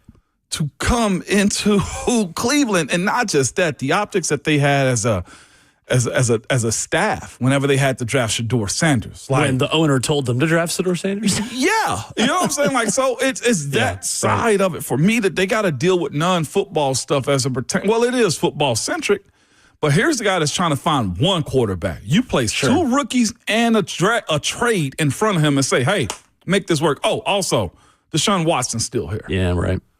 So I look at his situation. They've won a lot in Cleveland. He's a real good coach. He's embarrassed the Steelers from time to time. He's got Myles Garrett, a walking gold jacket on his team too, and they still can't get past the first round.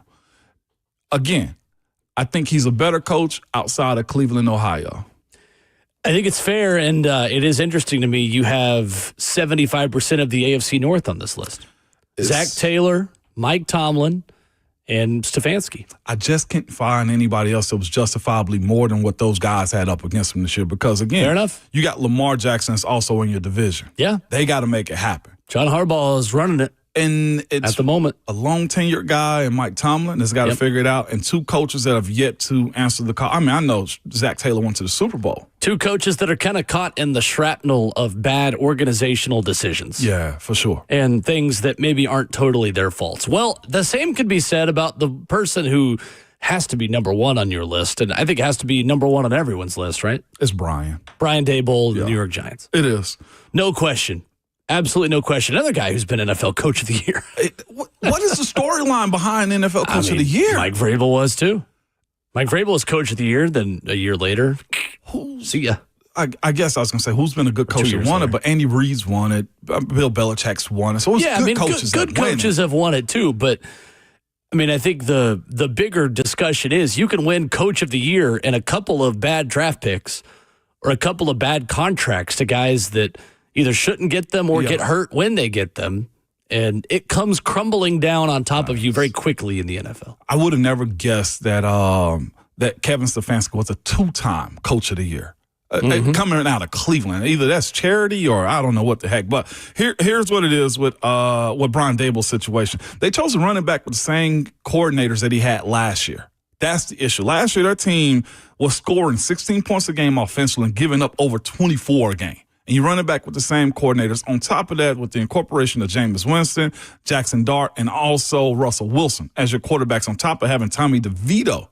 Like, that team has a lot of talent. It's a lot of similarities between them and Cleveland in that. Really is. 2 not great, not very deep wide receiving cores with quarterback-centric head coaches and a lot of questions at quarterback. You got 4 options. And they got a Malik Neighbors up there. Malik Neighbors is the difference between them and Cleveland. I'd rather have Malik Neighbors than Jerry Jeudy 100 times out of 100. But yet they don't have any production out of Jalen Hyatt, right? They're trying to figure out what's going on with Kayvon Thibodeau, if he's going to be a guy that they extend that 5th-year option out to, if they extend him out just in general. And they also got Carter, Jalen Carter. I mean, not Jalen Carter. Abdul Carter. Abdul Carter coming in, too, defensively for a head coach that's mostly offensive. It is a great point, and I think it is easy to say Brian Daboll he's 10 out of 10. Do we call the NFC treacherous now, too, with what that division has done? Because they're 4th. As a conference, no. It is as a division, yeah. Yeah. The NFC as a conference is not as treacherous, is not as loaded as the AFC, but the NFC East is challenging. Yeah. Just because of how ahead of schedule Washington's rebuild was a season ago. Mm-hmm. The Eagles obviously being the best team in the sport entering the year. See if Schottenheimer can do it with and Dallas, of course, too, right? His new head coach.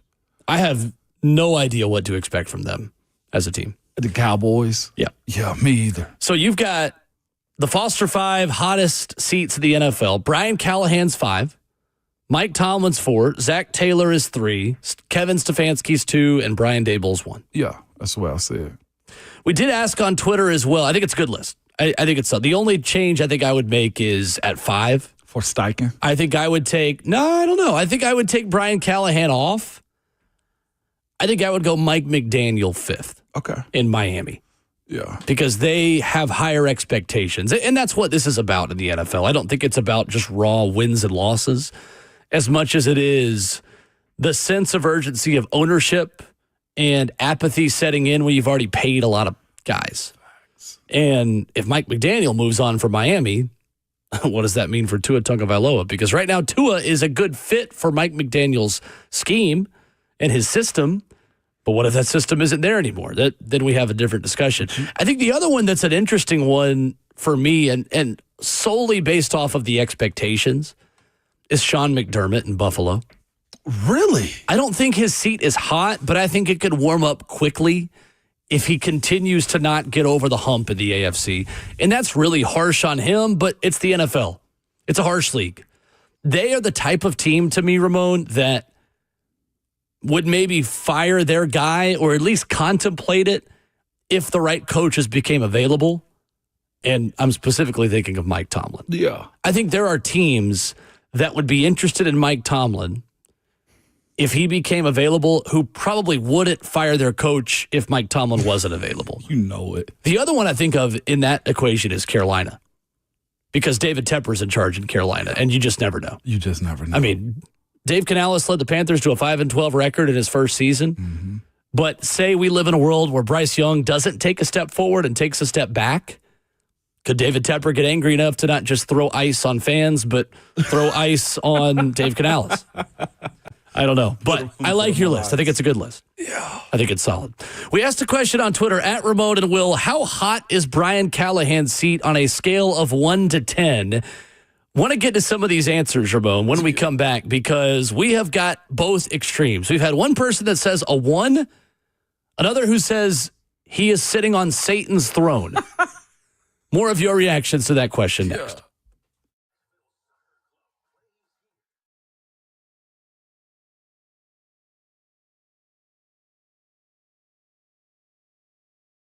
It's Ramon Foster for Brian's Motorsports. Good people, man, I'm telling you, you got to get ready for the Ultimate Motor Show weekend with Brian's Motorsports pre-party open house.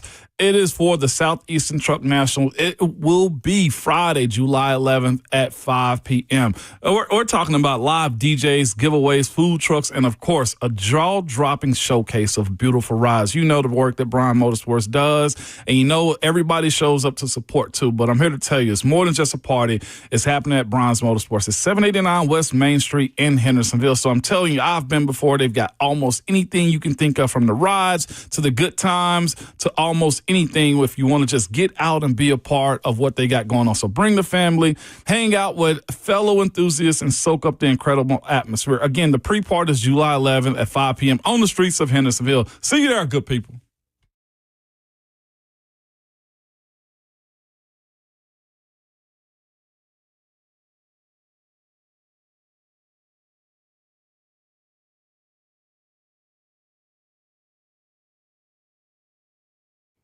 Upgrade her diamond ring this summer with no money down and 0 interest for 5 years. Don't miss this killer offer from Genesis Diamonds, where they're giving you 5 years, 0 interest finance until the year 2030.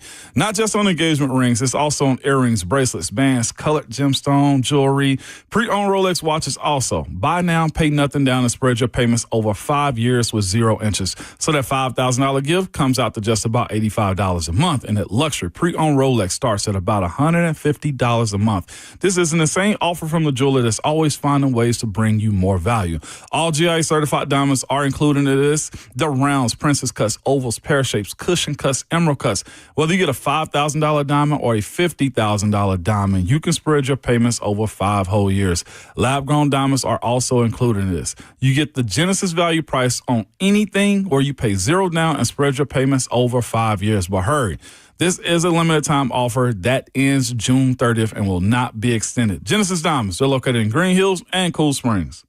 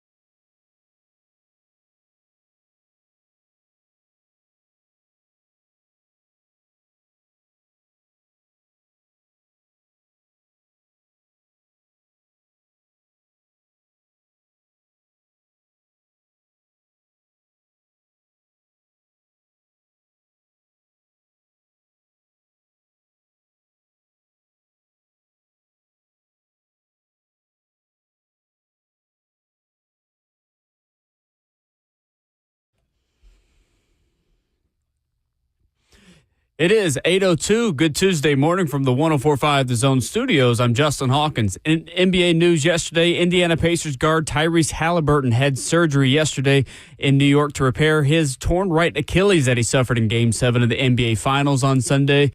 Halliburton could be forced to miss most or all of next season. The 25-year-old yesterday in a social media post said he doesn't regret it. The recovery time for an Achilles tendon surgery repair typically takes a minimum of 12 months to recover. In Tennessee Vols news, Tennessee baseball had 7 pitchers enter the transfer portal on Monday. Michael Sharman, Andrew Dumont, Dane Bjorn, Tanner Wiggins, Braden May, Luke Payne, and Stratton Scott all are on their way out. The Vols have, however, added 4 pitchers so far this offseason in the transfer portal. For all your foundation repair and waterproofing needs, you got to go to USSTN.com. Breaking news at once on your home for the Titans and Vols. This is 104.5 The Zone.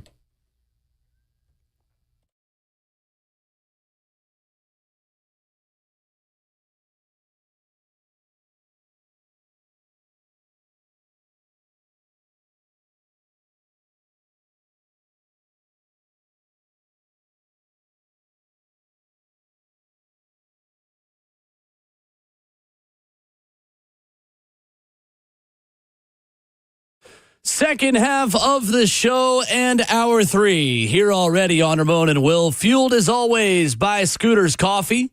Visit a locally owned Scooters near you in Rivergate, Smyrna, Brentwood, White House, or Mount Juliet. Amazing people, amazing drinks, amazingly fast. 615-737-1045, the number. We stream the show live on 1045 The Zone TV, Facebook Live, YouTube, Twitter, or Twitch. He is the 11-year NFL veteran, Ramon Foster. I'm Will Boulding. Justin Hawkins, our producer. Coming up in 15 minutes, Austin Price of VolQuest brings us the latest out of Tennessee football in Knoxville. Huge recruiting news for the Vols over the weekend. And I want to get an update on Jermod McCoy's return from injury, as we get the latest from Austin on all those fronts, as always, coming up at 8:20 on Tuesdays. But, Ramon, we asked a question based off of your Foster's 5 of top 5 hottest seats in the NFL entering the season. We asked on Twitter, at Ramon and Will, on a scale of 1 to 10, how hot is Brian Callahan's seat entering the 2025 season? Bucket writes in and says he should be sitting on Satan's throne. Ranger fan and TN says, 1, how can it be hot? He didn't draft Levis. This is true. What say you, Ramon Foster? This is true. Satan's throne is... I think the answer is somewhere in between the two. Somewhere in between. It is, man. It answer the question. Satan's throne throws me off. I'm going to be honest with you. It's okay. But it is somewhere in between. I do look at who can be hired, who could be fired going into this Black Monday, as they like to call it, the day after the regular season ends. Can be fascinating. If you project yourself as being a team, man, that can upgrade yourself at the coaching position, you will. Where this team is at right now, I do look and see that I think the pairing can be perfect for how Coach Callahan grows up and matures as a coach, and where this team is in a rebuild too. I just look at where, to be quite honest with you, where Cincinnati is with Zach Taylor. Like, when you have a coach that you know is really good and you got the pieces in place to make it happen, how long do you let that stand in today's era? Like, that's the reason I'm looking at Pittsburgh's situation so uniquely, because there's the old thing, not only does Tomlin not have a losing season, but it's 3 head coaches since the 70s. Well, that 3 head coaches since the 70s doesn't apply to today's times.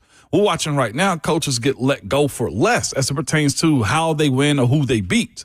And that's kind of where I am with Coach Callahan as it pertains to that. So if I'm giving a number of 1 to 10 to where I think he's at, I think it's fair to still give him a 6. He's above 5. Most definitely above 5, in my opinion. I'm between a 4 and a 5 for Brian Callahan. I'm glad you brought up Zach Taylor, though, because I do think the equivalent of Zach Taylor coming out of 2019 and Brian Callahan coming out of 2024 is quite similar. Oh. In 2019, the Bengals went 2-14 under Zach Taylor, earning the number 1 overall pick. Mm-hmm. They used that pick on Joe Burrow. They couldn't fix everything in one offseason, especially not the offensive line. And the Bengals went 4-11-1 in year 2 under Zach Taylor. They stuck with him. Mm-hmm. They stuck with Brian Callahan. They stuck with that entire staff in a time where their fan base wanted him out, or at the very least wanted his seat hot. Yeah. You know what they did the next season? They won the AFC in 2021. That is the benefit of patience. I'm not guaranteeing the Titans are going to make the Super Bowl in 2026 and the 2027 Super Bowl and 2026 season, but Zach Taylor got a mulligan. He did. And Zach Taylor was given time to develop his quarterback in Joe Burrow. Now, is Joe Burrow Cam Ward? Unfortunately, no. Cam Ward is not as elite of a prospect as Joe Burrow is. But for the sake of conversation, he's the number one overall pick. And continuity matters. Consistency matters. Time for the process to play out matters. And I think Zach Taylor in 2019, 2020, and 2021 is the perfect example why Brian Callahan can't be on the hot seat yet. Continuity is important for this franchise. It is. But it's even more important for Cam Ward. Yeah. I'm there with you. I 100% am there with you. But all of that also has to show in his play and development on the field, too.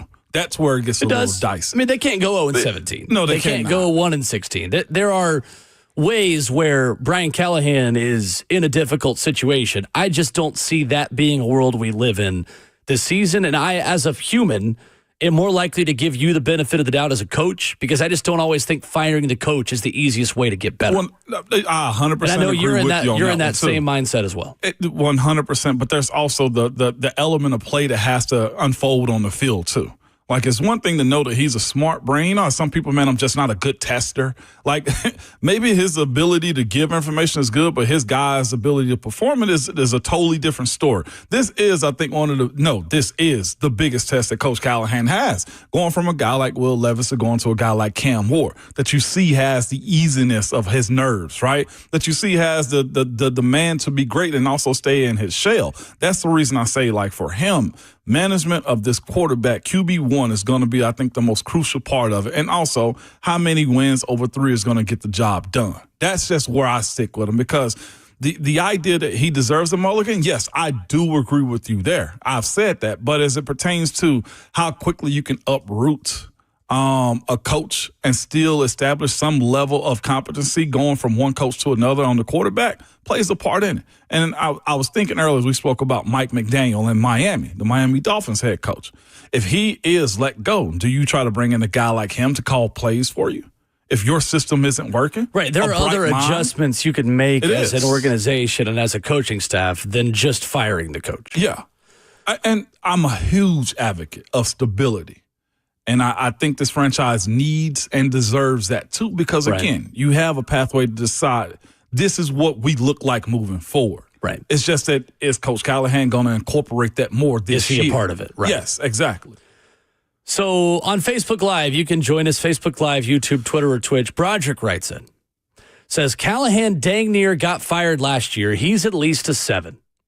My bet is Callahan will be fired by the bye week, Broderick says. This team will not win more than 5 games. Let me take you back to January 7th when Chad Brinker was elevated to president of football operations and gave his vision for a Titans turnaround to Jim Wyatt at TennesseeTitans.com.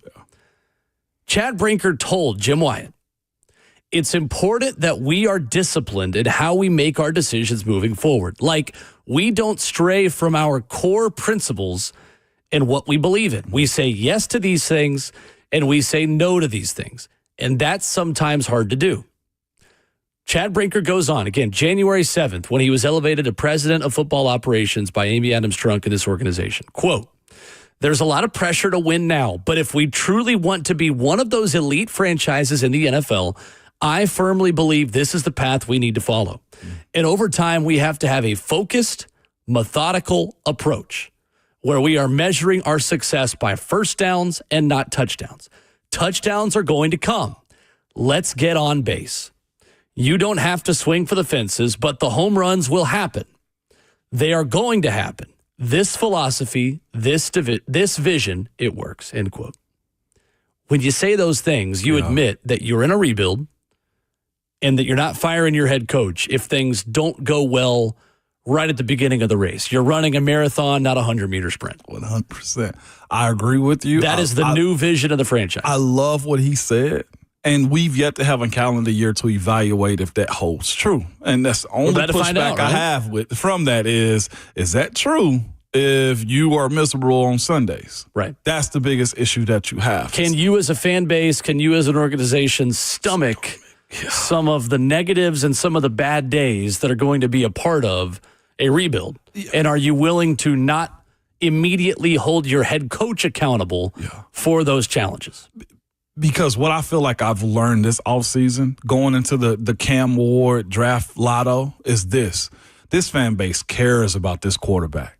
I think a lot of people chose a side early as it pertains to him versus Shador as far as being the number one guys. And a lot of people we've seen them champion, bark, knock at the door about how great Cam Ward is going to be, right? And what he means to this franchise. I'm just going from a fan's perspective on it because I do believe outside chatter can make its way inside. Mm-hmm. If there's any resemblance of Cam looking less than what this fan base think he's supposed to look like, there will be loud noises. And how do you, as a franchise, as a GM, as a team president, handle that noise, making it inside the organization too?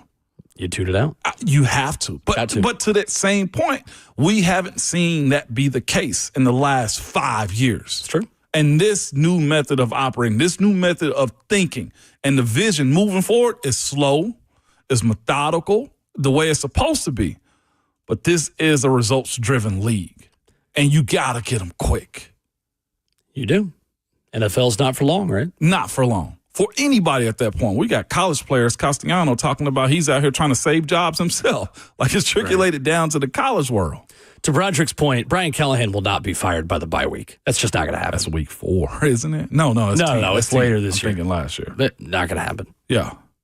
I mean, you can remember today, June 24th, I guess if it does, but ain't going to happen. Yeah. Brian Callahan is safe, at least for this season. And I think he's safe beyond this season. I think he's safe beyond this season. I'm hoping he is. We'll see how it plans out because I do think he's a good coach. He's just last year was a tough situation. It's a mess. And even this year's not much better with what you're presenting. With PFF got the wide receiving corps at 30th ranked. Coming up, VolQuest's Austin Price joins us. The latest nuggets out of a major recruiting weekend for Josh Heupel and Tennessee football in Knoxville. Plus recovery for injured starters. We'll get the latest on how Jermod McCoy, Miles Kitselman, all those guys who are on the mend for Tennessee are faring, and maybe a little bit of baseball recruiting nuggets as well. Austin Price of VolQuest joins us after this.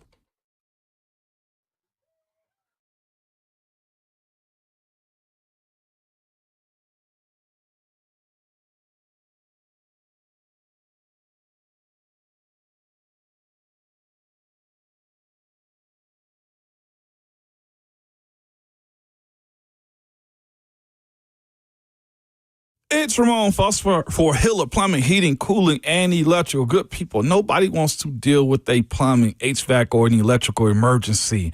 Most of the time, you don't even know what it's going to cost if it'll get fixed right, or if somebody's just trying to sell you something you do not need. They come to fix your HVAC and also want to give you something about your electrical systems. No, absolutely not. That's not Hiller, man. When you reach out for them for plumbing, heating, cooling, or electrical, the price you're told is the price you'll actually pay. Number one, there are no hidden fees or any surprises when you get your bill. I myself am a customer of Hiller, man, and they are just simply the best. One of the best things I like about them is when one of their techs is on the way, you will get a photo of that tech and a link to track them in real time, so you're not wasting time waiting around the house for somebody to show up and fix the problem that you have. Absolutely not. Hiller is one of the best companies around, and their guarantee is happy you'll be or the service is free. If you aren't pleased with the work they do, or if they do something wrong, they will either make it right or give you the money back for it. That's just simply how they work. Listen, to learn more about Hiller or book online, simply visit happyhiller.com.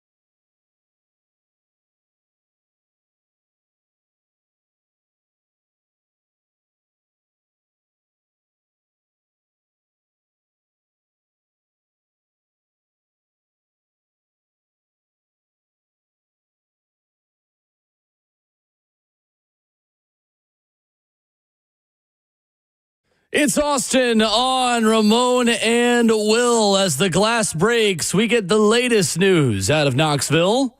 Ramon and Will, fueled by Scooter's Coffee, locally owned in Rivergate, Smyrna, Brentwood, White House, or Mount Juliet. Ramon Foster and Will Bowling, joined by Austin Price of VolQuest and On 3 this morning. Austin, what's up? How are you?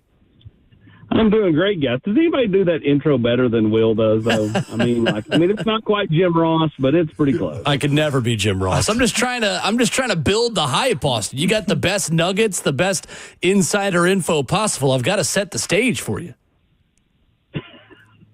Listen, we're going to go through this, and then at the end of the segment, you guys are going to get to ask my kids who are in the car one question about their daddy. Oh, perfect. Okay, then. I like it. All right. Well, stick around for that, listening audience around Music City. That's going to be the real highlight. Beyond Savion Hyder, Austin, who was on campus over the weekend, top running back in the country. How did Tennessee do with the top running back who seems to be trying to decide between Tennessee and Michigan at this point of his recruiting process? Outside of getting a commitment to this point, I think Tennessee's done as well as you can do. I feel like they've been really, really deliberate, consistent, persistent.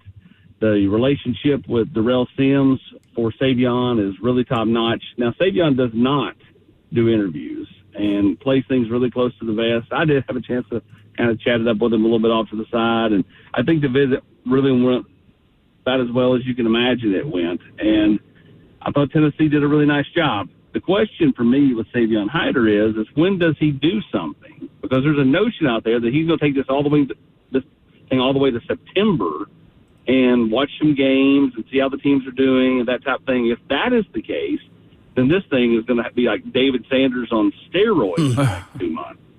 Because everybody else is going to start coming off the board, and he's going to be like the last man standing over here, not committed. So interesting to see how it all plays out. It definitely is Tennessee and Michigan. I think everybody else is trailing by a lot, and we'll see where he comes up with. The biggest thing is I think the NIL part of this is going to be fairly comparable one to the other. So then it comes back down to kind of relationships and old school recruiting, and we'll see how Darrell Sims fares against Tony Alford.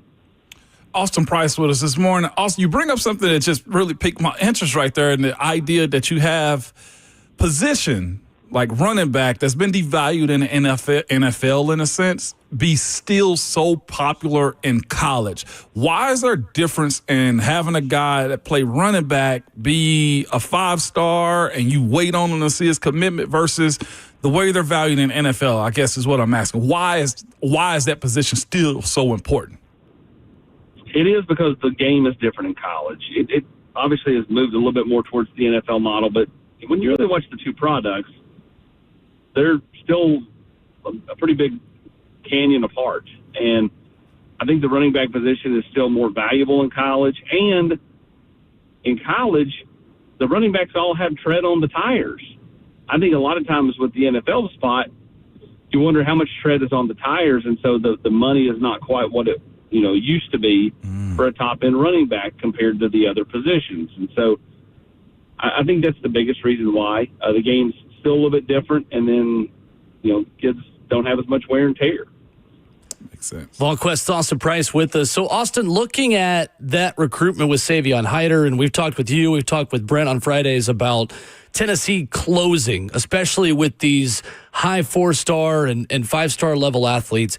Have you seen the strategy change for Josh Heupel and his staff at all? Are they adjusting their ways that they're trying to close some of these recruitments, or is it just a matter of case-by-case basis, building the relationships, and their secret sauce kind of is what it is at this point?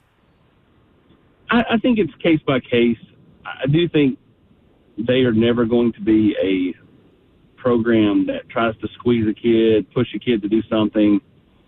I just don't think that's Josh Heupel's nature. And a lot of programs do that. So I know some fans get some angst with, well, there was no commitments out of last weekend, or there were no commitments out of, the last couple of weekends, much like a year ago. And then all of a sudden, boom, boom, boom, boom. And I think you'll start to see that later this week. I think Tennessee's going to have a run of commits over the next 2 weeks, and it won't be sky is falling.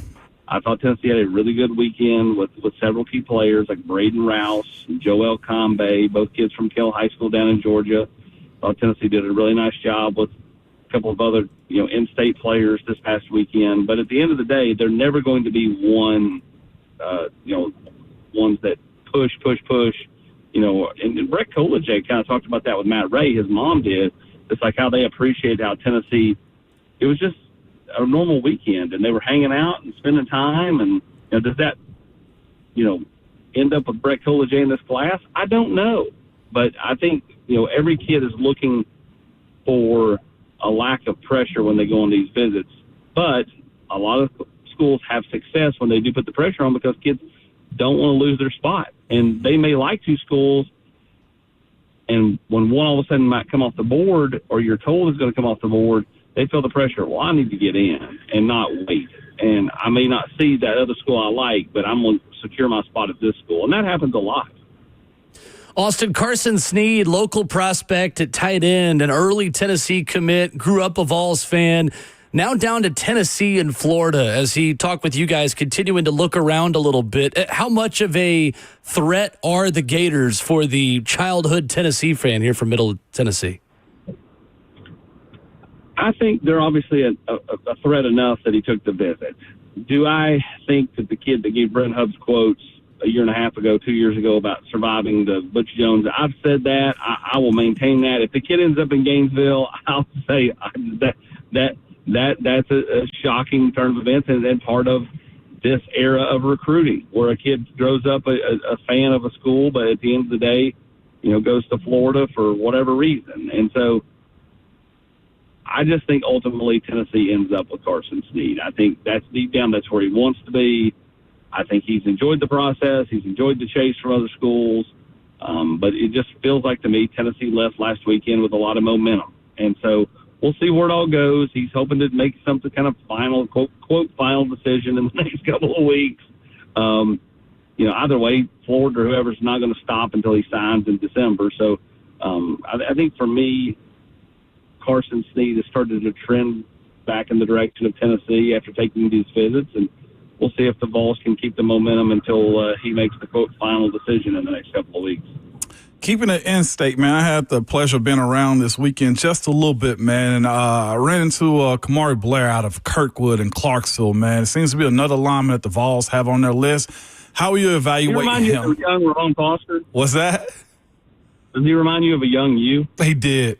I'll be honest with you. He did. I probably talked just a little bit more than he did, but legitimately, I probably had maybe 10 pounds on where he was at the time, but you can tell he really flipped the switch as it pertains to his body, his mindset. I talked to his coach a little bit, too. Seems to be a dog and knows how to flip that switch on and off, Austin. But, yeah, I did get that out of him. Just wide-eyed, too, man, for sure.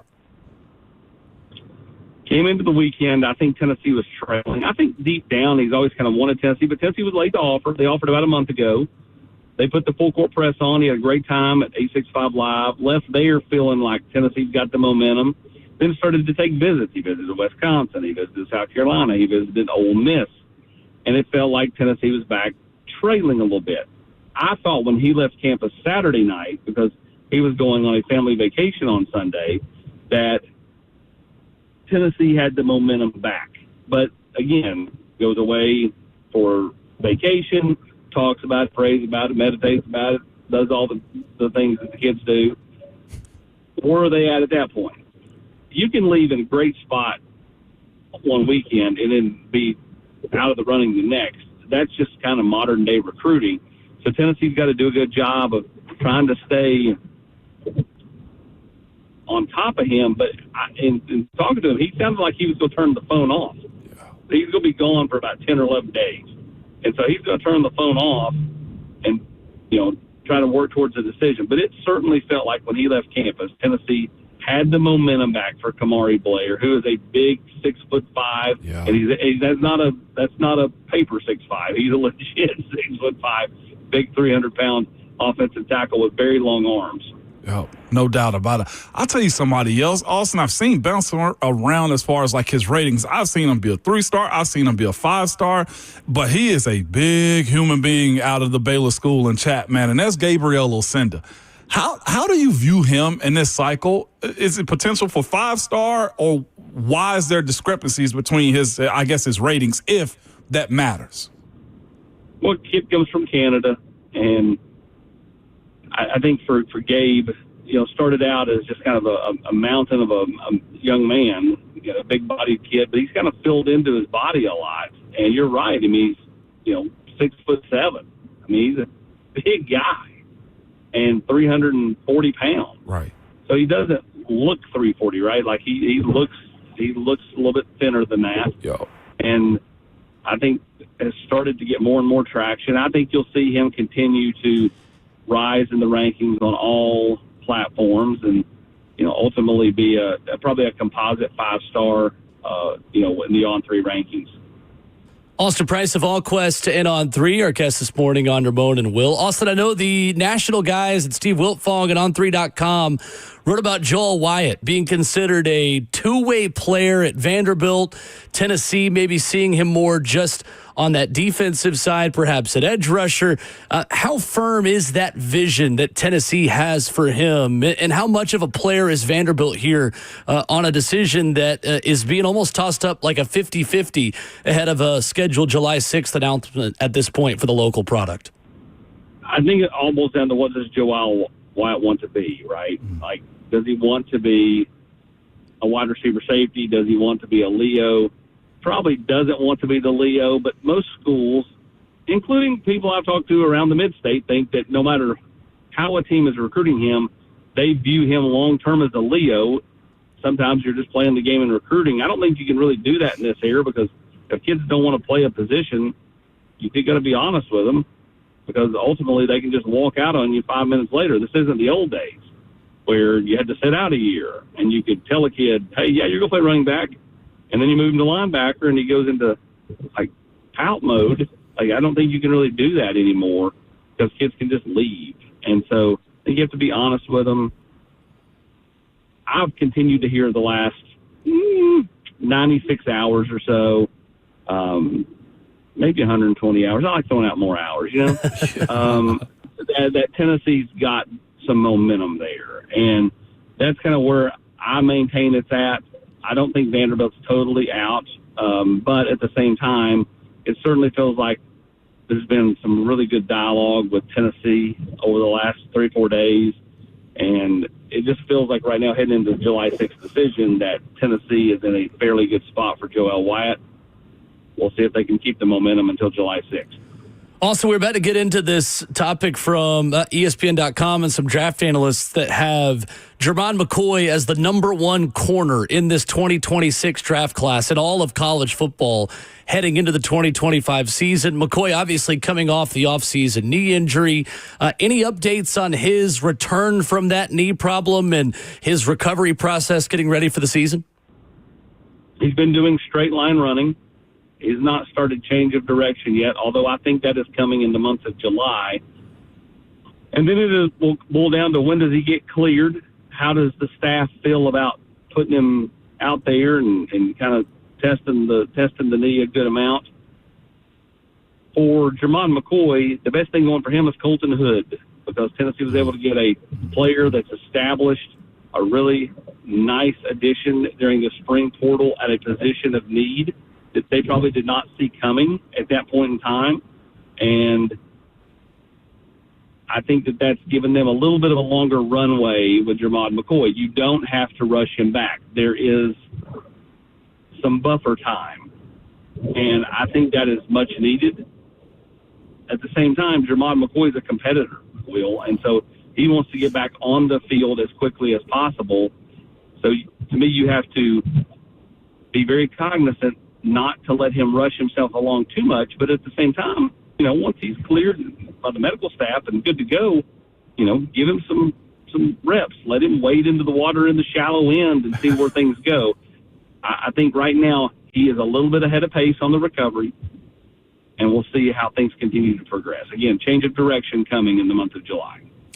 All right, Austin, to wrap up this morning, we have got other members of the Price family who you tell us are reportedly in the car this morning. First of all, Austin, can you tell us who we are speaking to before we ask our last question here? Who do we got on the line with us? you have Addison and you have Avery. Addison's my 12-year-old. Avery's my 10-year-old. Avery apparently is like her mother because she's got her side of the car set on 90. It's the summertime. And so I've routinely had during this interview had to turn it back down to 60 because it is only 80. It's only 89 degrees at 9:38 in the morning. Perfect. And she's got the heat on over here. All right, Addison and Avery, this is my question for you guys. And Austin, we'll see if you confirm or deny this. You guys ready? Ready? All right. Where is your dad's favorite place to eat in Knoxville? Favorite restaurant in Knoxville?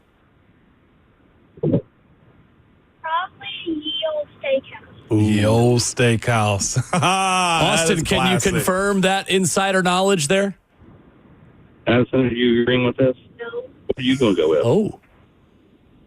We got a disagreement. Stunned, shocked. No one. Father's Day just passed, too.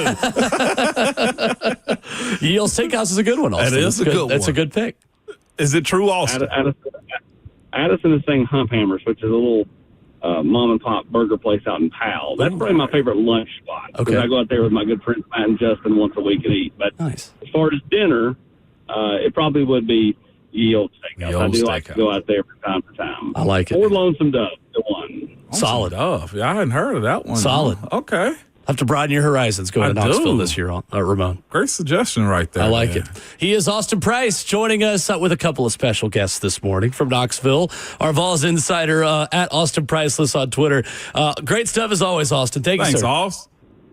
Appreciate it, guys. Thank you. No yes, sir. Austin Price with us here this morning. Good stuff there talking Tennessee recruiting as they clearly, Ramon, made a pretty good impression. The number one running back in the country. They did. That would be good, man. We'll see. They brought in some legends to try to help with that one, too, this past weekend. Legends like Ramon Foster. Jamal Lewis. I'm giving you credit. Man. You're very humble, but yes, him as well. 615-737-1045. You got a chance to catch up on your phone calls to wrap up hour 3. Why NFL people are very enamored with one Tennessee Volunteer coming up next.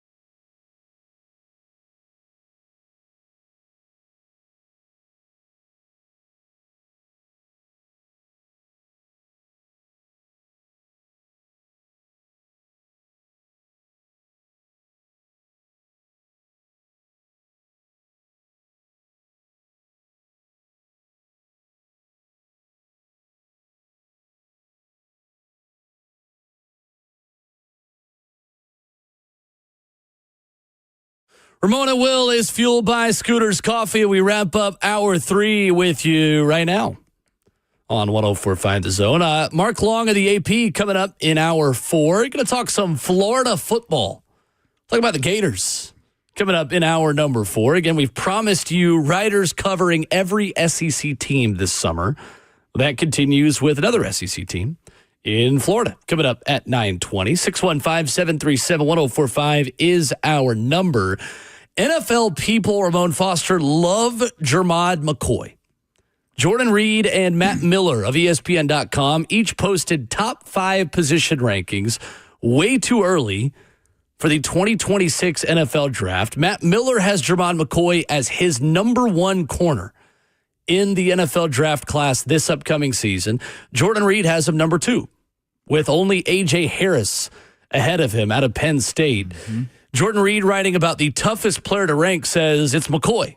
The Oregon State transfer thrived in his first season with the Vols, intercepting 4 passes, looking like the CB1 of a strong 2026 corner class. But, as we know, he suffered a torn ACL during a January training session, putting his status for the 2025 season in doubt.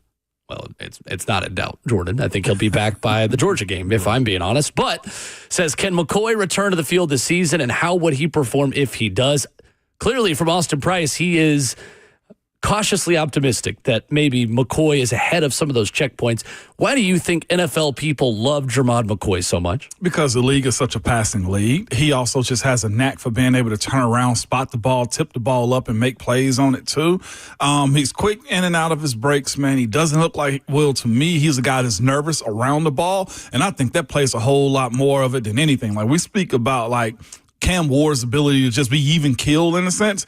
I feel like when you watch Jermod McCoy, that is him also. And some players, man, I saw it from day one with a guy like Eric Berry. They're just like Johnny on the spot. They always find themselves around good plays, making good plays happen, or doing it for other people. And that, to me, has been Jermod McCoy's display since he's gotten to Knoxville. And just also going from Oregon State to the SEC and seeing the guys that he saw last year wasn't a surprise to him. Was it perfect? Absolutely not. I think there's a clip out there circulating of Ron Williams giving him the 1-2 okie doke where he got lost on the play.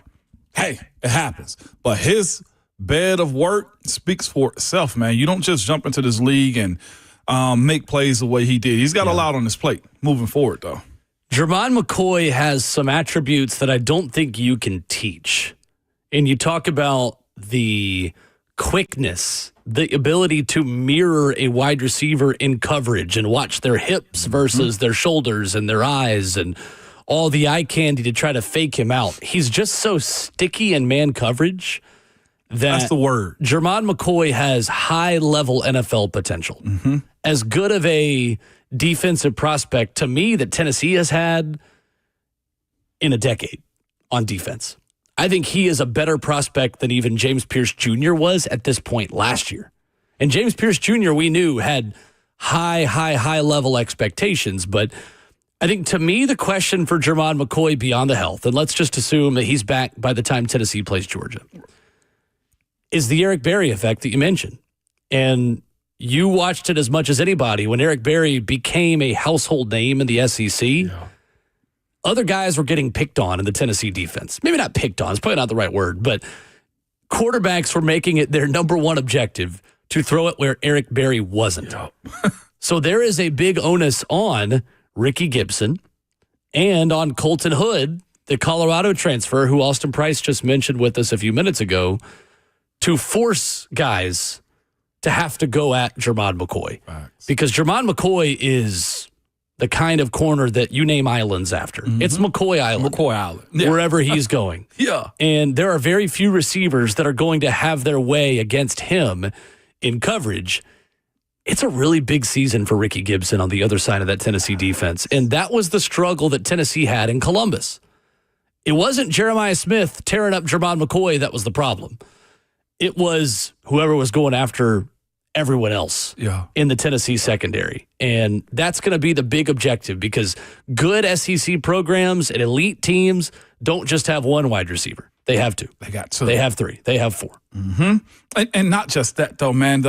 I think the other thing that plays this part also in Jamont McCoy's success is the rush that he has had up front. Tennessee is known, and I think you mentioned this briefly earlier, Tennessee is known for having, or I guess nationally, for the offense and what the offense is supposed to be and the air raid and everything that's painted behind it. But what Tim Banks has silently done over there to where this is where your first rounders and draft picks has come from, and respect. And to be quite honest with you, what his team has been led has been because of Tim Banks. Now, I'm not saying he's the head coach of this team, but what I'm saying is that unit is good and it also has a reputation.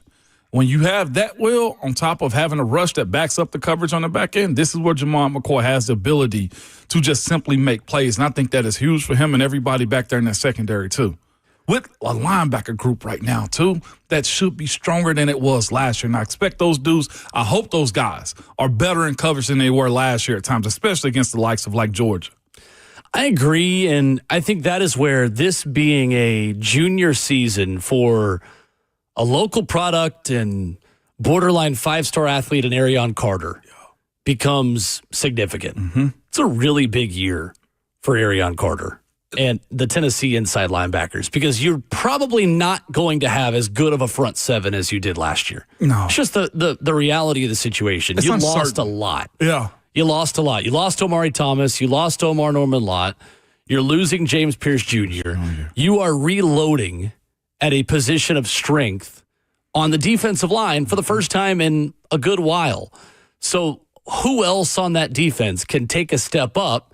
That way the front seven doesn't have to be as good because you can have the same level of defensive play with a different equation to get to the same final numbers and number. It might not be an A+ from the front seven, but it also might not be a B- from the secondary. Right. Maybe you are a B+ on the secondary, and you can live with being a B+ up front and a B in the middle to where you still are a B+ or an A overall on defense, and you can still be one of the best 3 or 4 defenses in the SEC. That is the standard that Tim Banks is going to have. A, because he's already said it, and those defenses are consistently good. B, because he's one of the highest paid defensive coordinators in college football. And he's got to show this it. always needs to be a top 3 or 4 defense overall. And I'll take it a step further. With the way Tennessee's offense plays in terms of its tempo, it needs to be one of the best 1 or 2 per play defenses in all of college football and the SEC. Like, per play, you've got to be pretty fantastic in order to win with the tempo and with the offensive style, if you want to still be that on that side of the football. I'll say this real quick, too. I look at Arion Carter's junior year the same way I think in hindsight I view Gerard Mayo's. It's big. That's a big standard. It is because the setting surrounding him, Will, can set him up for a lot of success where he can just see, diagnose, and make plays. I have that level. I'm not sure if he's going to be a second rounder or a first rounder, but his ability in that defense, Will, to take that next leap, he has that in him. Absolutely has that in him. Like, I expect that type. Hopefully he's a surprise top 10 pick. 615-737-1045. Our big topic this morning, talking about NFL coaches and hot seats.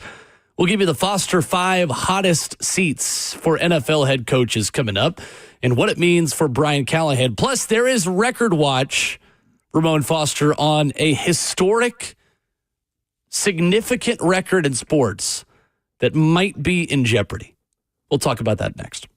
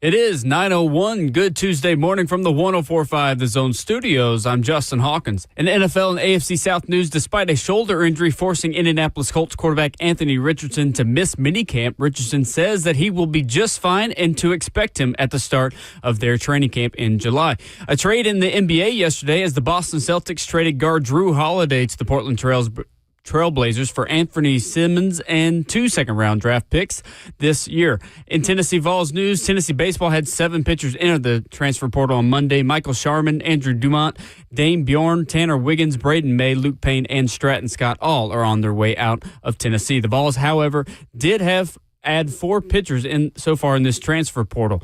For all your foundation repair and waterproofing needs, you got to go to USSTN.com. Breaking news at once on your home for the Titans and Vols. This is 104.5 The Zone.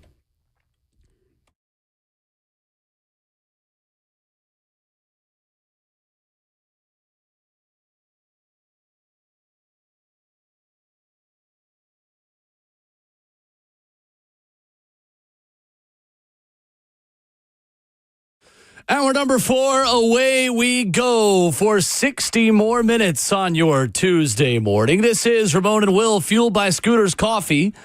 Locally owned near you in Rivergate, Smyrna, Brentwood, White House, or Mount Juliet. 615-737-1045 is the number.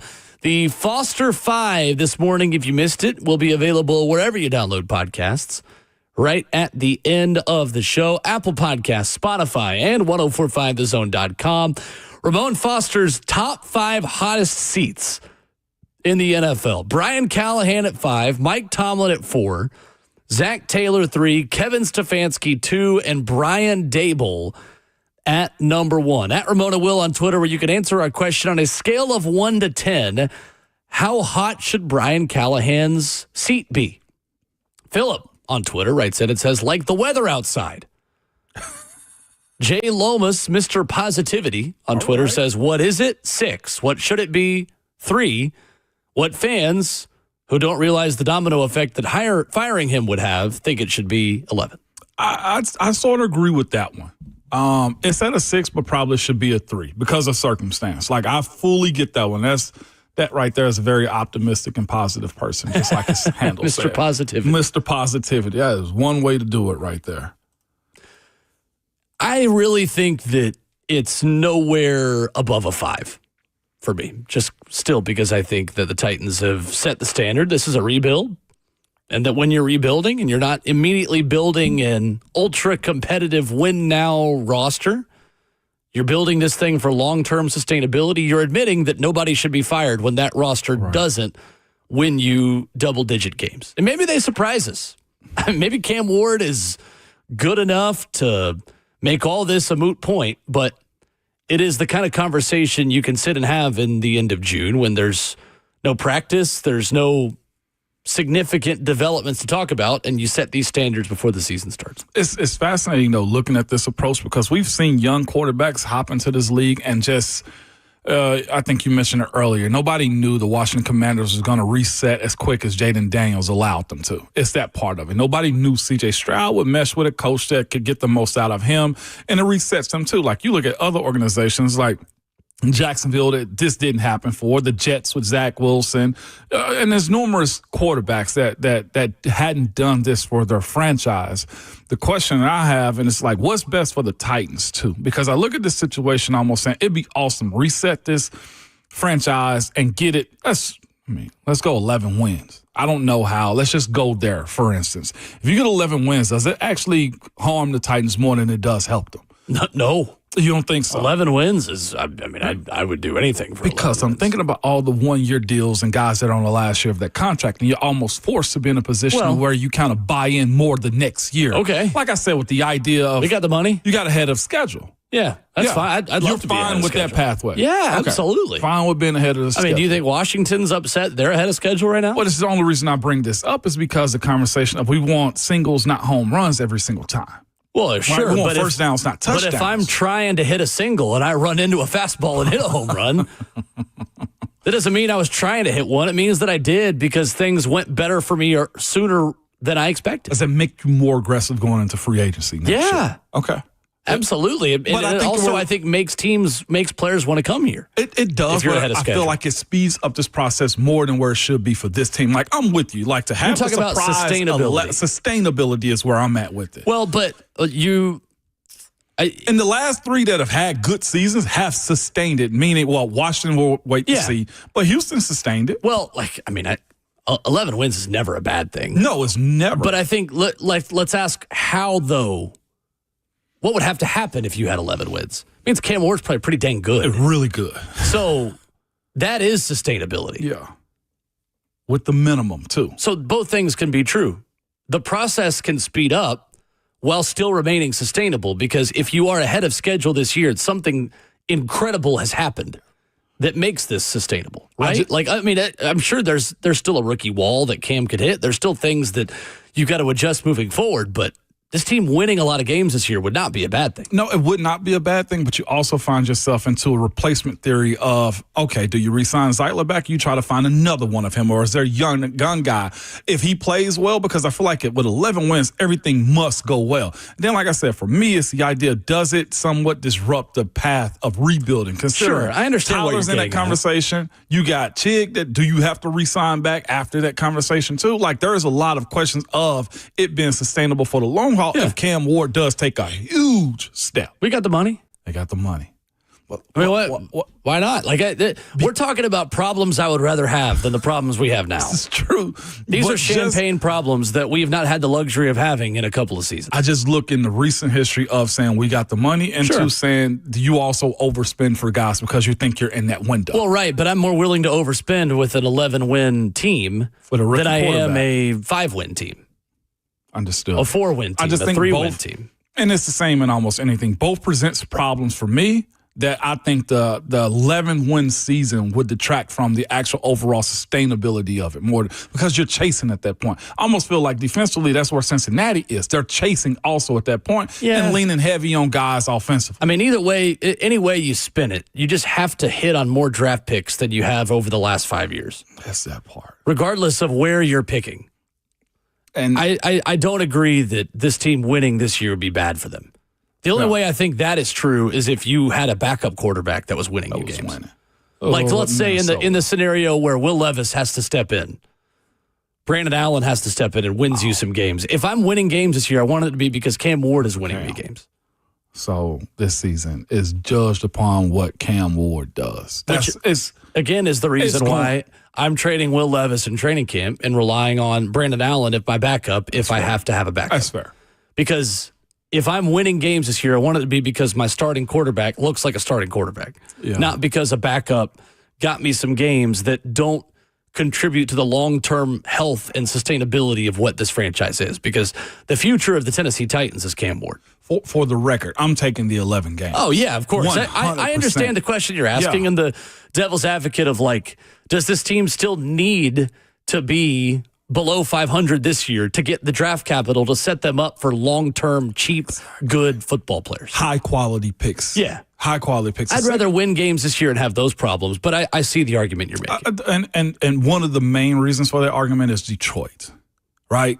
Still was bad enough to where they were competent. Well, they were bad enough to still draft high and go get guys. And of course, they had an ace in the hole too with the quarterback exchange that they had. Or it's not the same pathway. It's just the same buildup that I would love to see. Now, Detroit's also in a situation. Was it the coaches, or is it the actual product that Dan Campbell is assembling himself too? So it's building a team is hard. Also, winning, I think, is harder to sustain than actually being bad is. Well, that's the issue. Right. You're chasing that success all the time. And the question you bring up is a valid one, because regardless of how good you are in this league, there are challenges to staying good. Whether you're bad, you just have a lot of holes to fill, but you get the draft capital to do it. And if you're good, it becomes harder to find good, cheap, young talent. Because you have picks in the 20s and not in the teens or in the single digits. Not that Cincinnati's real good, but I felt like they were trying to be super strategic on the Shamar Stewart situation. Well, they just missed a lot of draft picks. And that's what I'm saying. Here's another one that they've missed because they're just good enough. I don't know if picking they've the missed top on 10, Shamar Stewart yet. But. The point is, it seemed like they're trying to protect themselves just in case he is a miss. To where if you're picking in the top 10, you don't even guess that guy unless since it's contract negotiated. Well, I just think it's Cincy just being Cincy. Like I have trouble applying real logic to Cincinnati's decisions on how they spend their money. Okay, I get that one. But the idea that you want the right pieces in is always in the conversation. But like I look up Abdul Carter's been very edgy, right, for what the New York Giants are as a franchise. The way he kind of presents himself. Culture setter for their defense. He's a culture setter for them. I don't think you have to think about picks like that when it's in the top 5 or top 10, whatever the case may be. But once you remove yourself and you're a competent football team, finding the right pieces to piece together to be successful is way harder than being bad in this league to me. And that's why I said if you jump out too soon with this Cam Ward, a hypothetical 11-win season, the strategy that you have with what Chad said, what Borgonzi is a part of. Wanting first downs, not touchdowns, it's the process, all those things. It changes slightly. Maybe. I don't know that it has to. I mean, has the process changed for Kansas City, where Mike Borgonzi just came from? Has it changed for Kansas City with their ability to win? They're still a draft and develop organization. That's what they want to be. Yes. And look at that defense. They've had a lot of day 2 and 3 draft picks. Mm-hmm. They haven't chased it. They've just drafted really well. I mean, it sounds really simple, but at the end of the day, regardless of where you're picking, winning sustainably in the NFL is about drafting good players. That's an overly simplistic way to look at it, but it's not too far from the truth. And it's this is probably a little bit more of a premature conversation because we hadn't seen the track record of Borgonzi and also Chad Brinker to see what that drafting to develop looks like too. That's the issue that you have is, like I said, I personally think drafting to develop changes a little bit more differently when you have a quarterback that's in that rookie window. It is, yeah. It's just slightly. I mean, different. you'd love to be in the position that Denver was in this past offseason. Easily. Where Bo Nix put down 3,700 yards, showed you enough in clutch moments to say, our window is now open. You would like for your window to open the year that Nissan Stadium begins to close. 100%.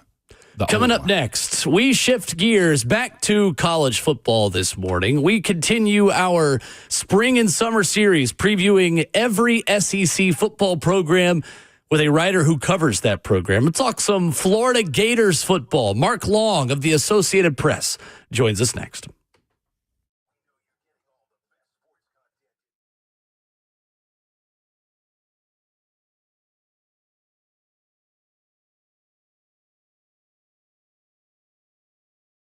Good people, it is Ramon Foster for the Wellness Institute of Nashville. What I'm telling you right now is they have a deal that's going on. It's the 47% off their non-surgical spinal decompression. It's like 2 ways that you can fix issues with your spine. That is usually with the surgery when they got to go in, or the non-surgical side, which is the side that I do with the Wellness Institute of Nashville. Listen to me. They are just good. They're in the trenches with me to make sure I don't have that shooting pain down my legs, the weaknesses that I have, or the sleepless nights. You can do the same, too. You can say goodbye to the disc bulges, herniations, and also just spinal stenosis. Dr. Milch and Dr. Ashley are some of the best in the world when it comes to fixing that type of pain from your knee, neck, or back. They're just good at it. The state of the line, the top of the line equipment is some of the best too. From their decompression machines that I told you about to the zero gravity machines, they will find the best way to get you back to a pain-free life. And I absolutely mean that. I visit them myself, and I trust you to do the same. You can reach out to the Wellness Institute of Nashville by calling 615-246-5009 or go to painisbad.com.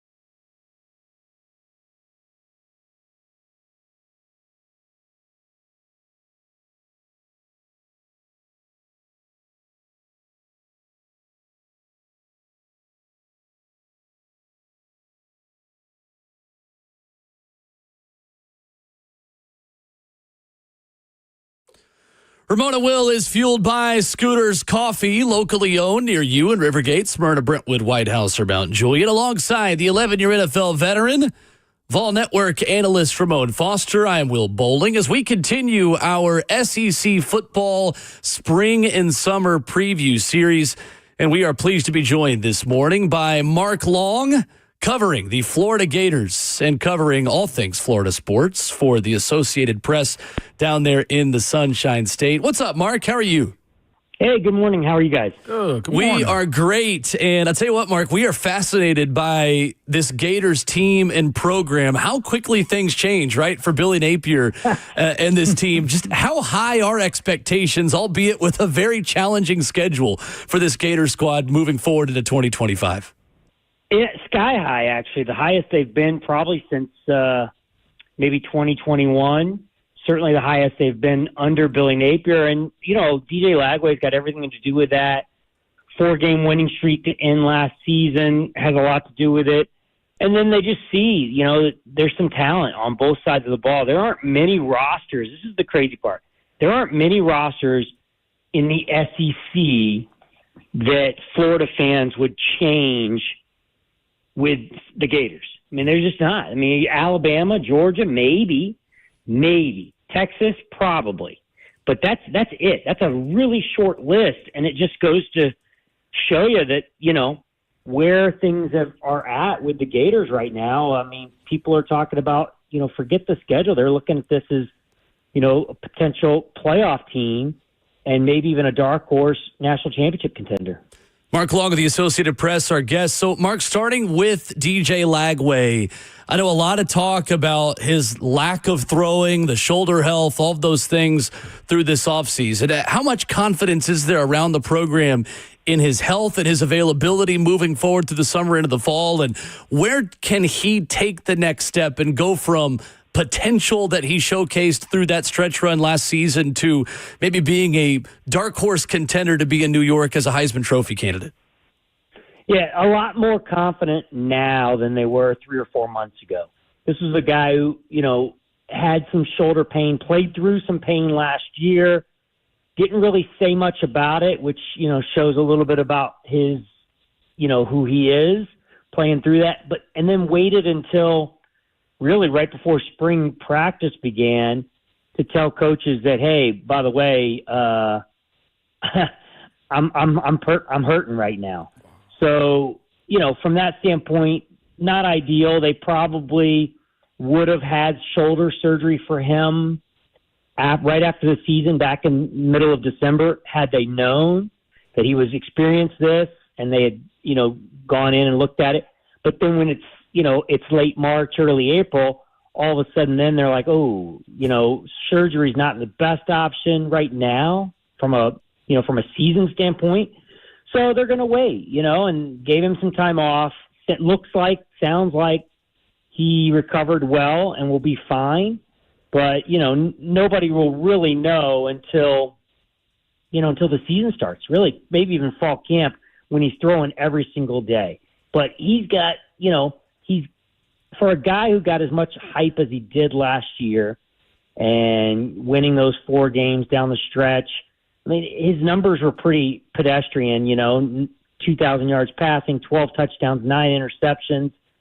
Rushing he wasn't much of a dual threat at all, 100 yards rushing, no touchdowns. So this is a guy who looked like a freshman at times. He is not, you know, he is the trigger man, but they're not going to be running the offense through DJ Lagway. That is just not Billy Napier's style. He wants to run the ball. He's got the majority of his offensive line back. He's got Jaden Baugh back, Jacoby Jackson, 2 running backs. He wants to be a run-first team that's able to do play action and take shots deep to what they feel like is their most talented receiver group in years, maybe even a decade or more. So that's who they want to be. We'll see, but I think they're going to take it slow with DJ Lagway and see where he's at when camp starts. We're joined by Mark Long of the Associated Press, talking a little Florida Gators this morning. Mark, thanks for coming on with us, man, to talk a little offseason ball. With that being said, man, Florida's in a unique situation. One, being in the state of Florida because there's so much talent there. And there's also just competition, whether it be South Florida, Miami, the Gators, UCF, it doesn't matter. Where's Florida right now in the standings as far as popularity in that state? I mean, you got Thomas Costello out here right now saying that they're going to just body, not just they're going to body Alabama, but they're in the conversation of trying to kick up some noise and dust too, man. Where do the Gators sit now in that state? Well, having lost to Miami last year, and getting blown out to Cam Ward and company at home early in the season, they sit behind Miami, right? You got to beat them to get ahead of them. But I would say that if you ask most Florida fans, they would think that they are back on top of the state, given Florida State's struggles and maybe where they think they are in terms of talent and continuity. Billy Napier, going into season 4, and, he's hitting it on the recruiting trail here and there, having some success. They've got a lot of their team coming back from last year after that 4-game, amid that 4-game winning streak. So if you ask the average Florida fan, they'll say they're tops in the state. But I think if you step back and look at it, it's really hard to say Florida's ahead of Miami right now. But, Florida has a known commodity at quarterback with DJ Lagway, or at least what they think they know. And Miami's, flipping the page to Carson Beck. So you never know how that's going to turn out. But, it's perception and reality, right? Perception is Miami's the top, and Florida's got a chance very early in the season, Game 4, September 20th in Miami, to flip the script and say, hey, we're the big dogs in the Sunshine State. What switch was flipped last year going after that Texas game or the Gators ended up playing 21 ranked LSU, and not just that, they go off also to knock off Ole Miss. What conversation was had as far as Napier and his squad goes? Because you don't just knock off 2 top 25 teams away like that with no type of changes being made. Yeah, there's 2 ways to look at this one. That's a great question. It's fascinating, actually. 2 ways to look at it. If you're Florida and you're putting on the orange and blue sunglasses, you're probably going to say, hey, it's DJ Lagway. This guy probably should have beaten Georgia, had a chance. He goes in the starting lineup. They're going to look like they're going to handle Georgia, and then he goes down and they have to turn to their third-string quarterback, Aiden Warner. Couldn't get the job done, and they get beat by Georgia there. They go and play at Texas and get blown out without Lagway, who's dealing with a hamstring. And then they get Lagway back and they win 4 straight. So, the pro Gators, pro Lagway people will say, hey, it's DJ Lagway. But I think the neutral party, the observer, the 30,000-foot view would say they played 2 dysfunctional teams, really 4 dysfunctional teams down the stretch. LSU was a shell of itself by mid-November. They were falling apart. They were screaming at each other on the sidelines in that game. And then the following week, Ole Miss comes to town, and Ole Miss dropped 9 passes, maybe even 10, 9 or 10 passes, including 3 would-be touchdowns, and lost by a touchdown. Ole Miss probably should have won that game in Gainesville. I don't think a lot of people can look at that game and go, a lot of it was self-induced. Same thing with LSU. And then they go to Florida State, the worst Florida State team we've seen in 50 years, and they went up there pretty handily. And then they play a Tulane team in the Gasparilla Bowl. It's, playing without its starting quarterback, who had jumped into the transfer portal. So all of those teams had some dysfunction going on, and Florida took advantage of them. And it does say a lot about Billy Napier and the staff that, that they've been able to, get this team rallying. They go 8-5 last year after that horrible start where they start 1-2, losing to Texas A&M and Miami at home in routes. And he really kept them on the right path, rallied the troops, and they played really well down the stretch. Didn't point fingers earlier in the season. They survived a quarterback injury, a quarterback change that probably may have helped the team a little bit.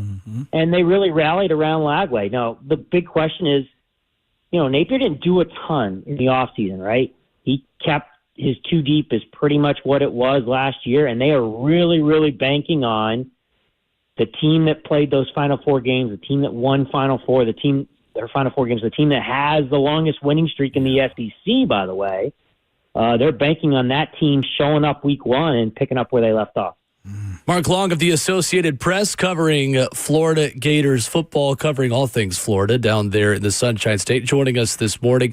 So, Mark, when you look at this team, you mentioned some of the returners that are back at Eugene Wilson in that loaded wide receiver room, the two backs.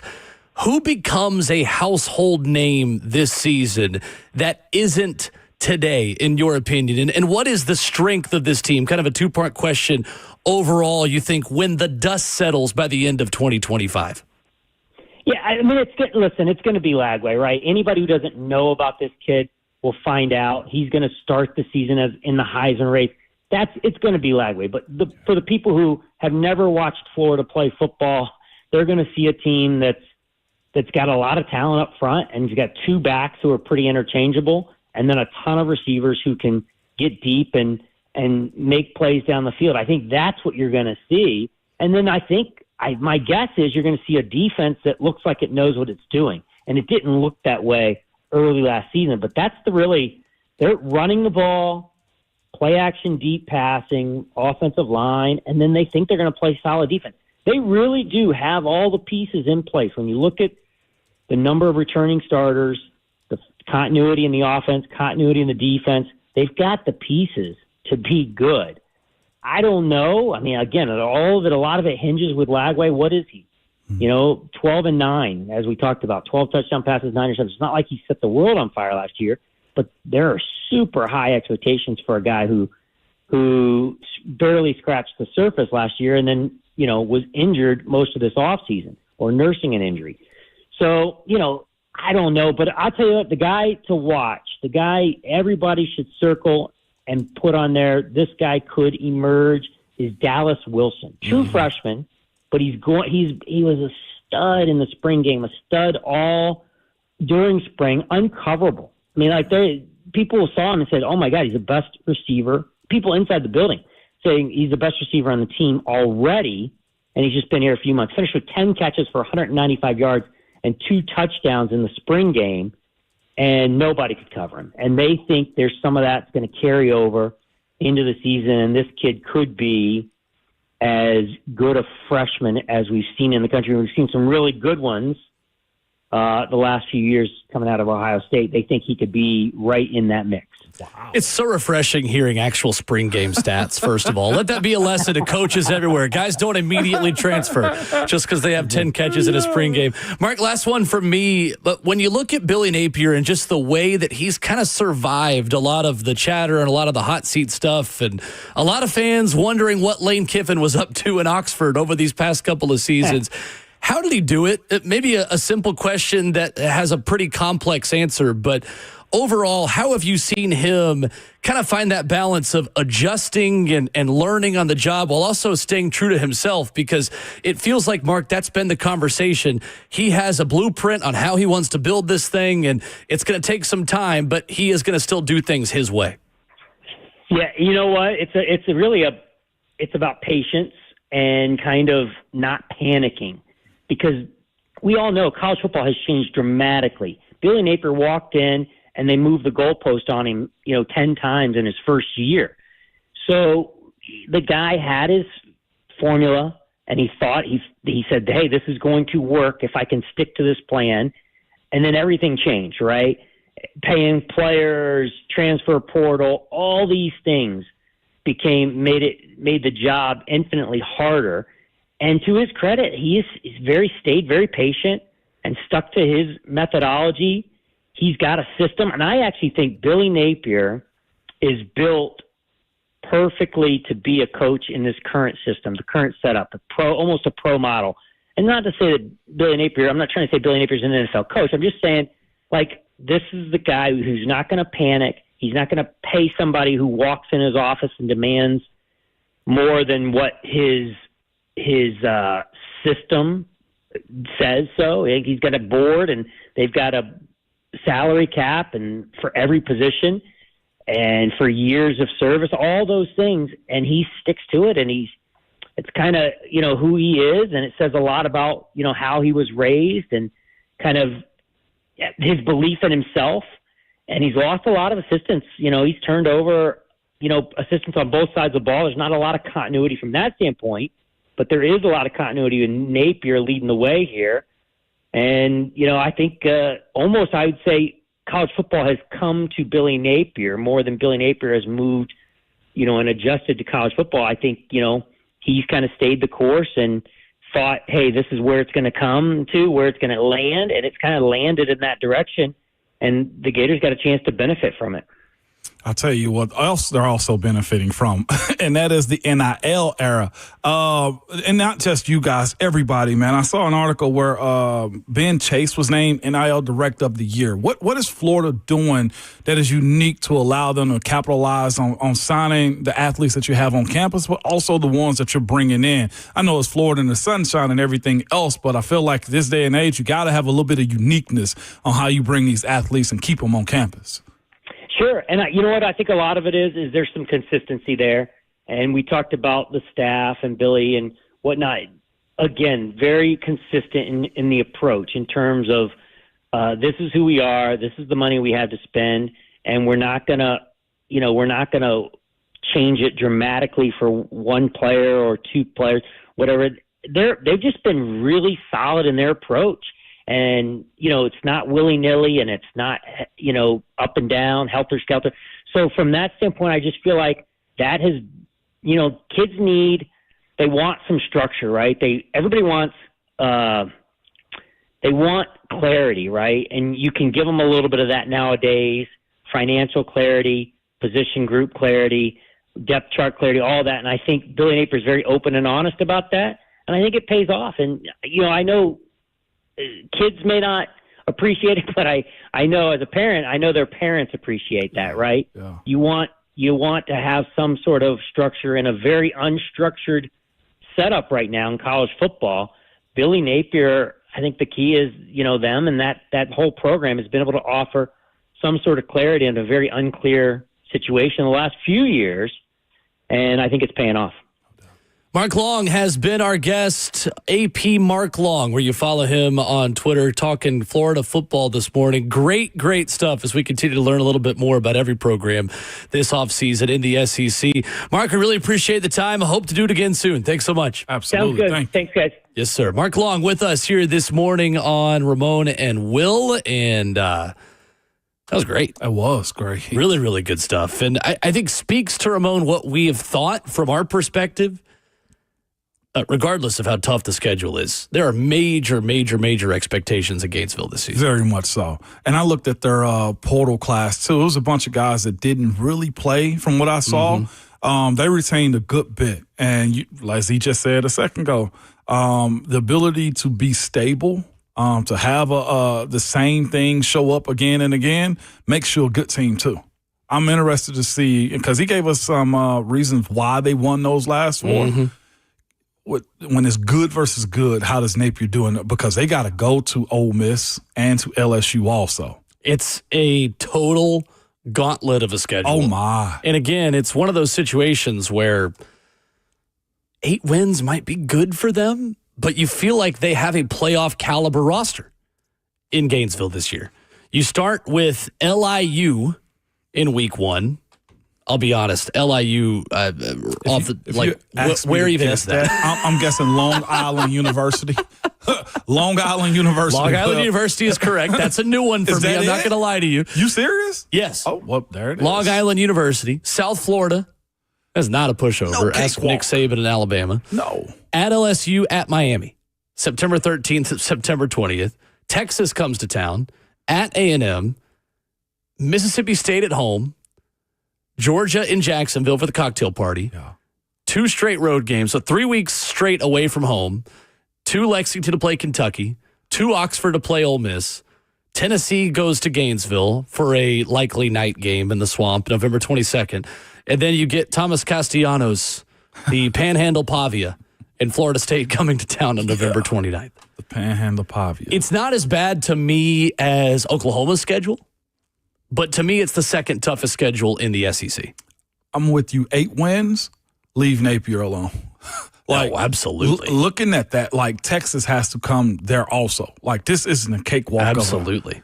And I mean, I know he says he's not going to run the offense through DJ Lagway, but there's other teams that he's playing in the SEC that do really good jobs at stopping the run too. Like that's what the SEC I feel is built on. 3 out of the 4 teams they play on the road are playoff or bust teams this year. LSU, Miami, Ole Miss. And then also Kentucky. 615-737-1045 is our number. We've got a record that might be under watch in professional sports, a significant record, and maybe a little bit. We'll talk about that next. Plus, collusion in the NFL. I don't have time to get totally in the story. We'll give you some of the nuggets, some of the highlights that will set the table more for tomorrow coming up.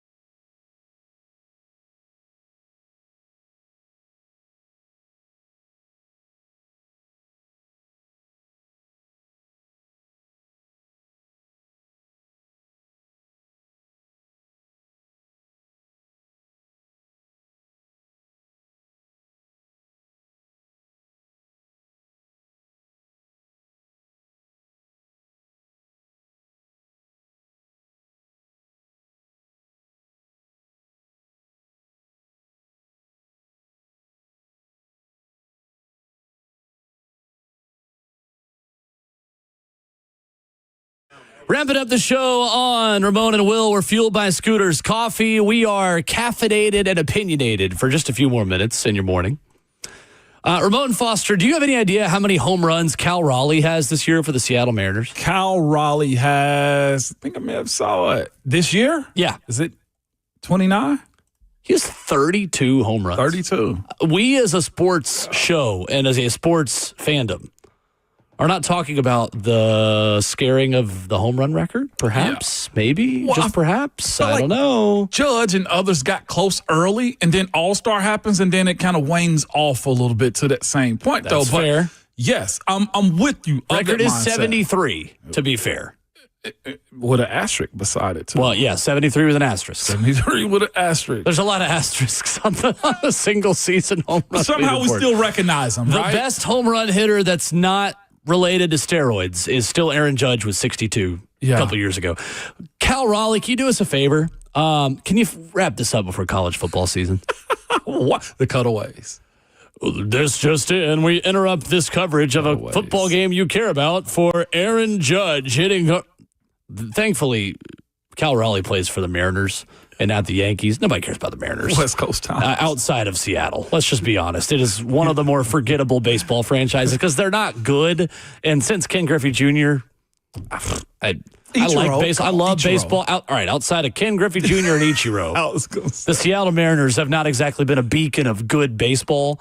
So we're not going to have cutaways in college football games. Maybe cutaways from Big Ten After Dark since it's on the West Coast, but very quietly, Cal Raleigh has hit 32 home runs. Sarah Langs put this out.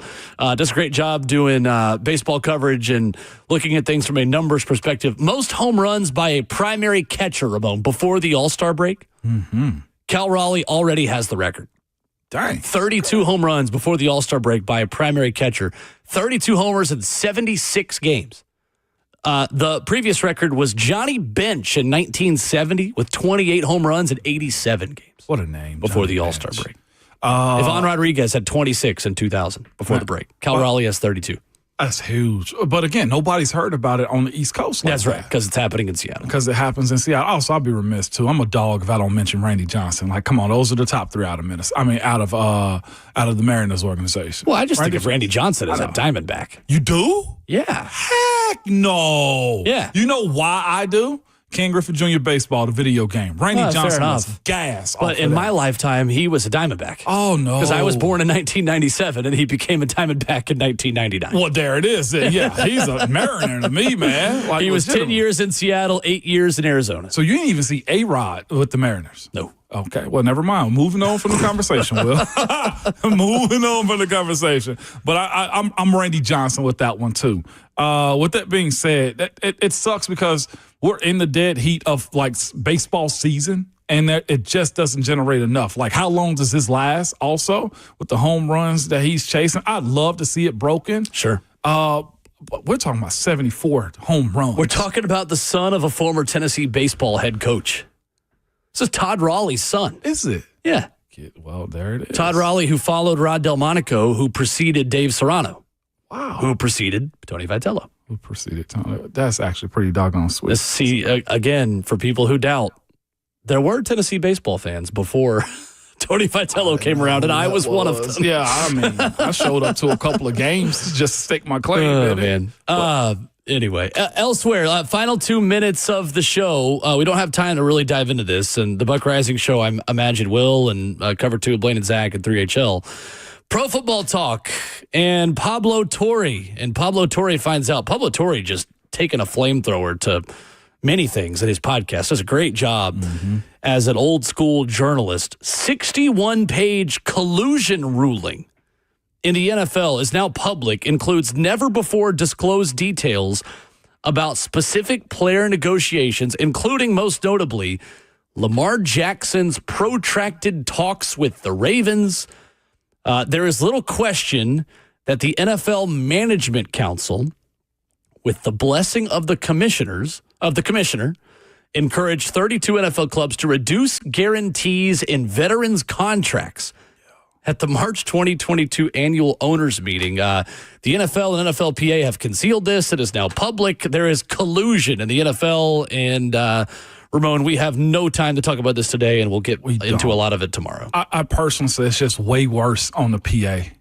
You're supposed to be pro player. You're supposed to divulge information to guys about their contracts and the projections of where the league is trying to go.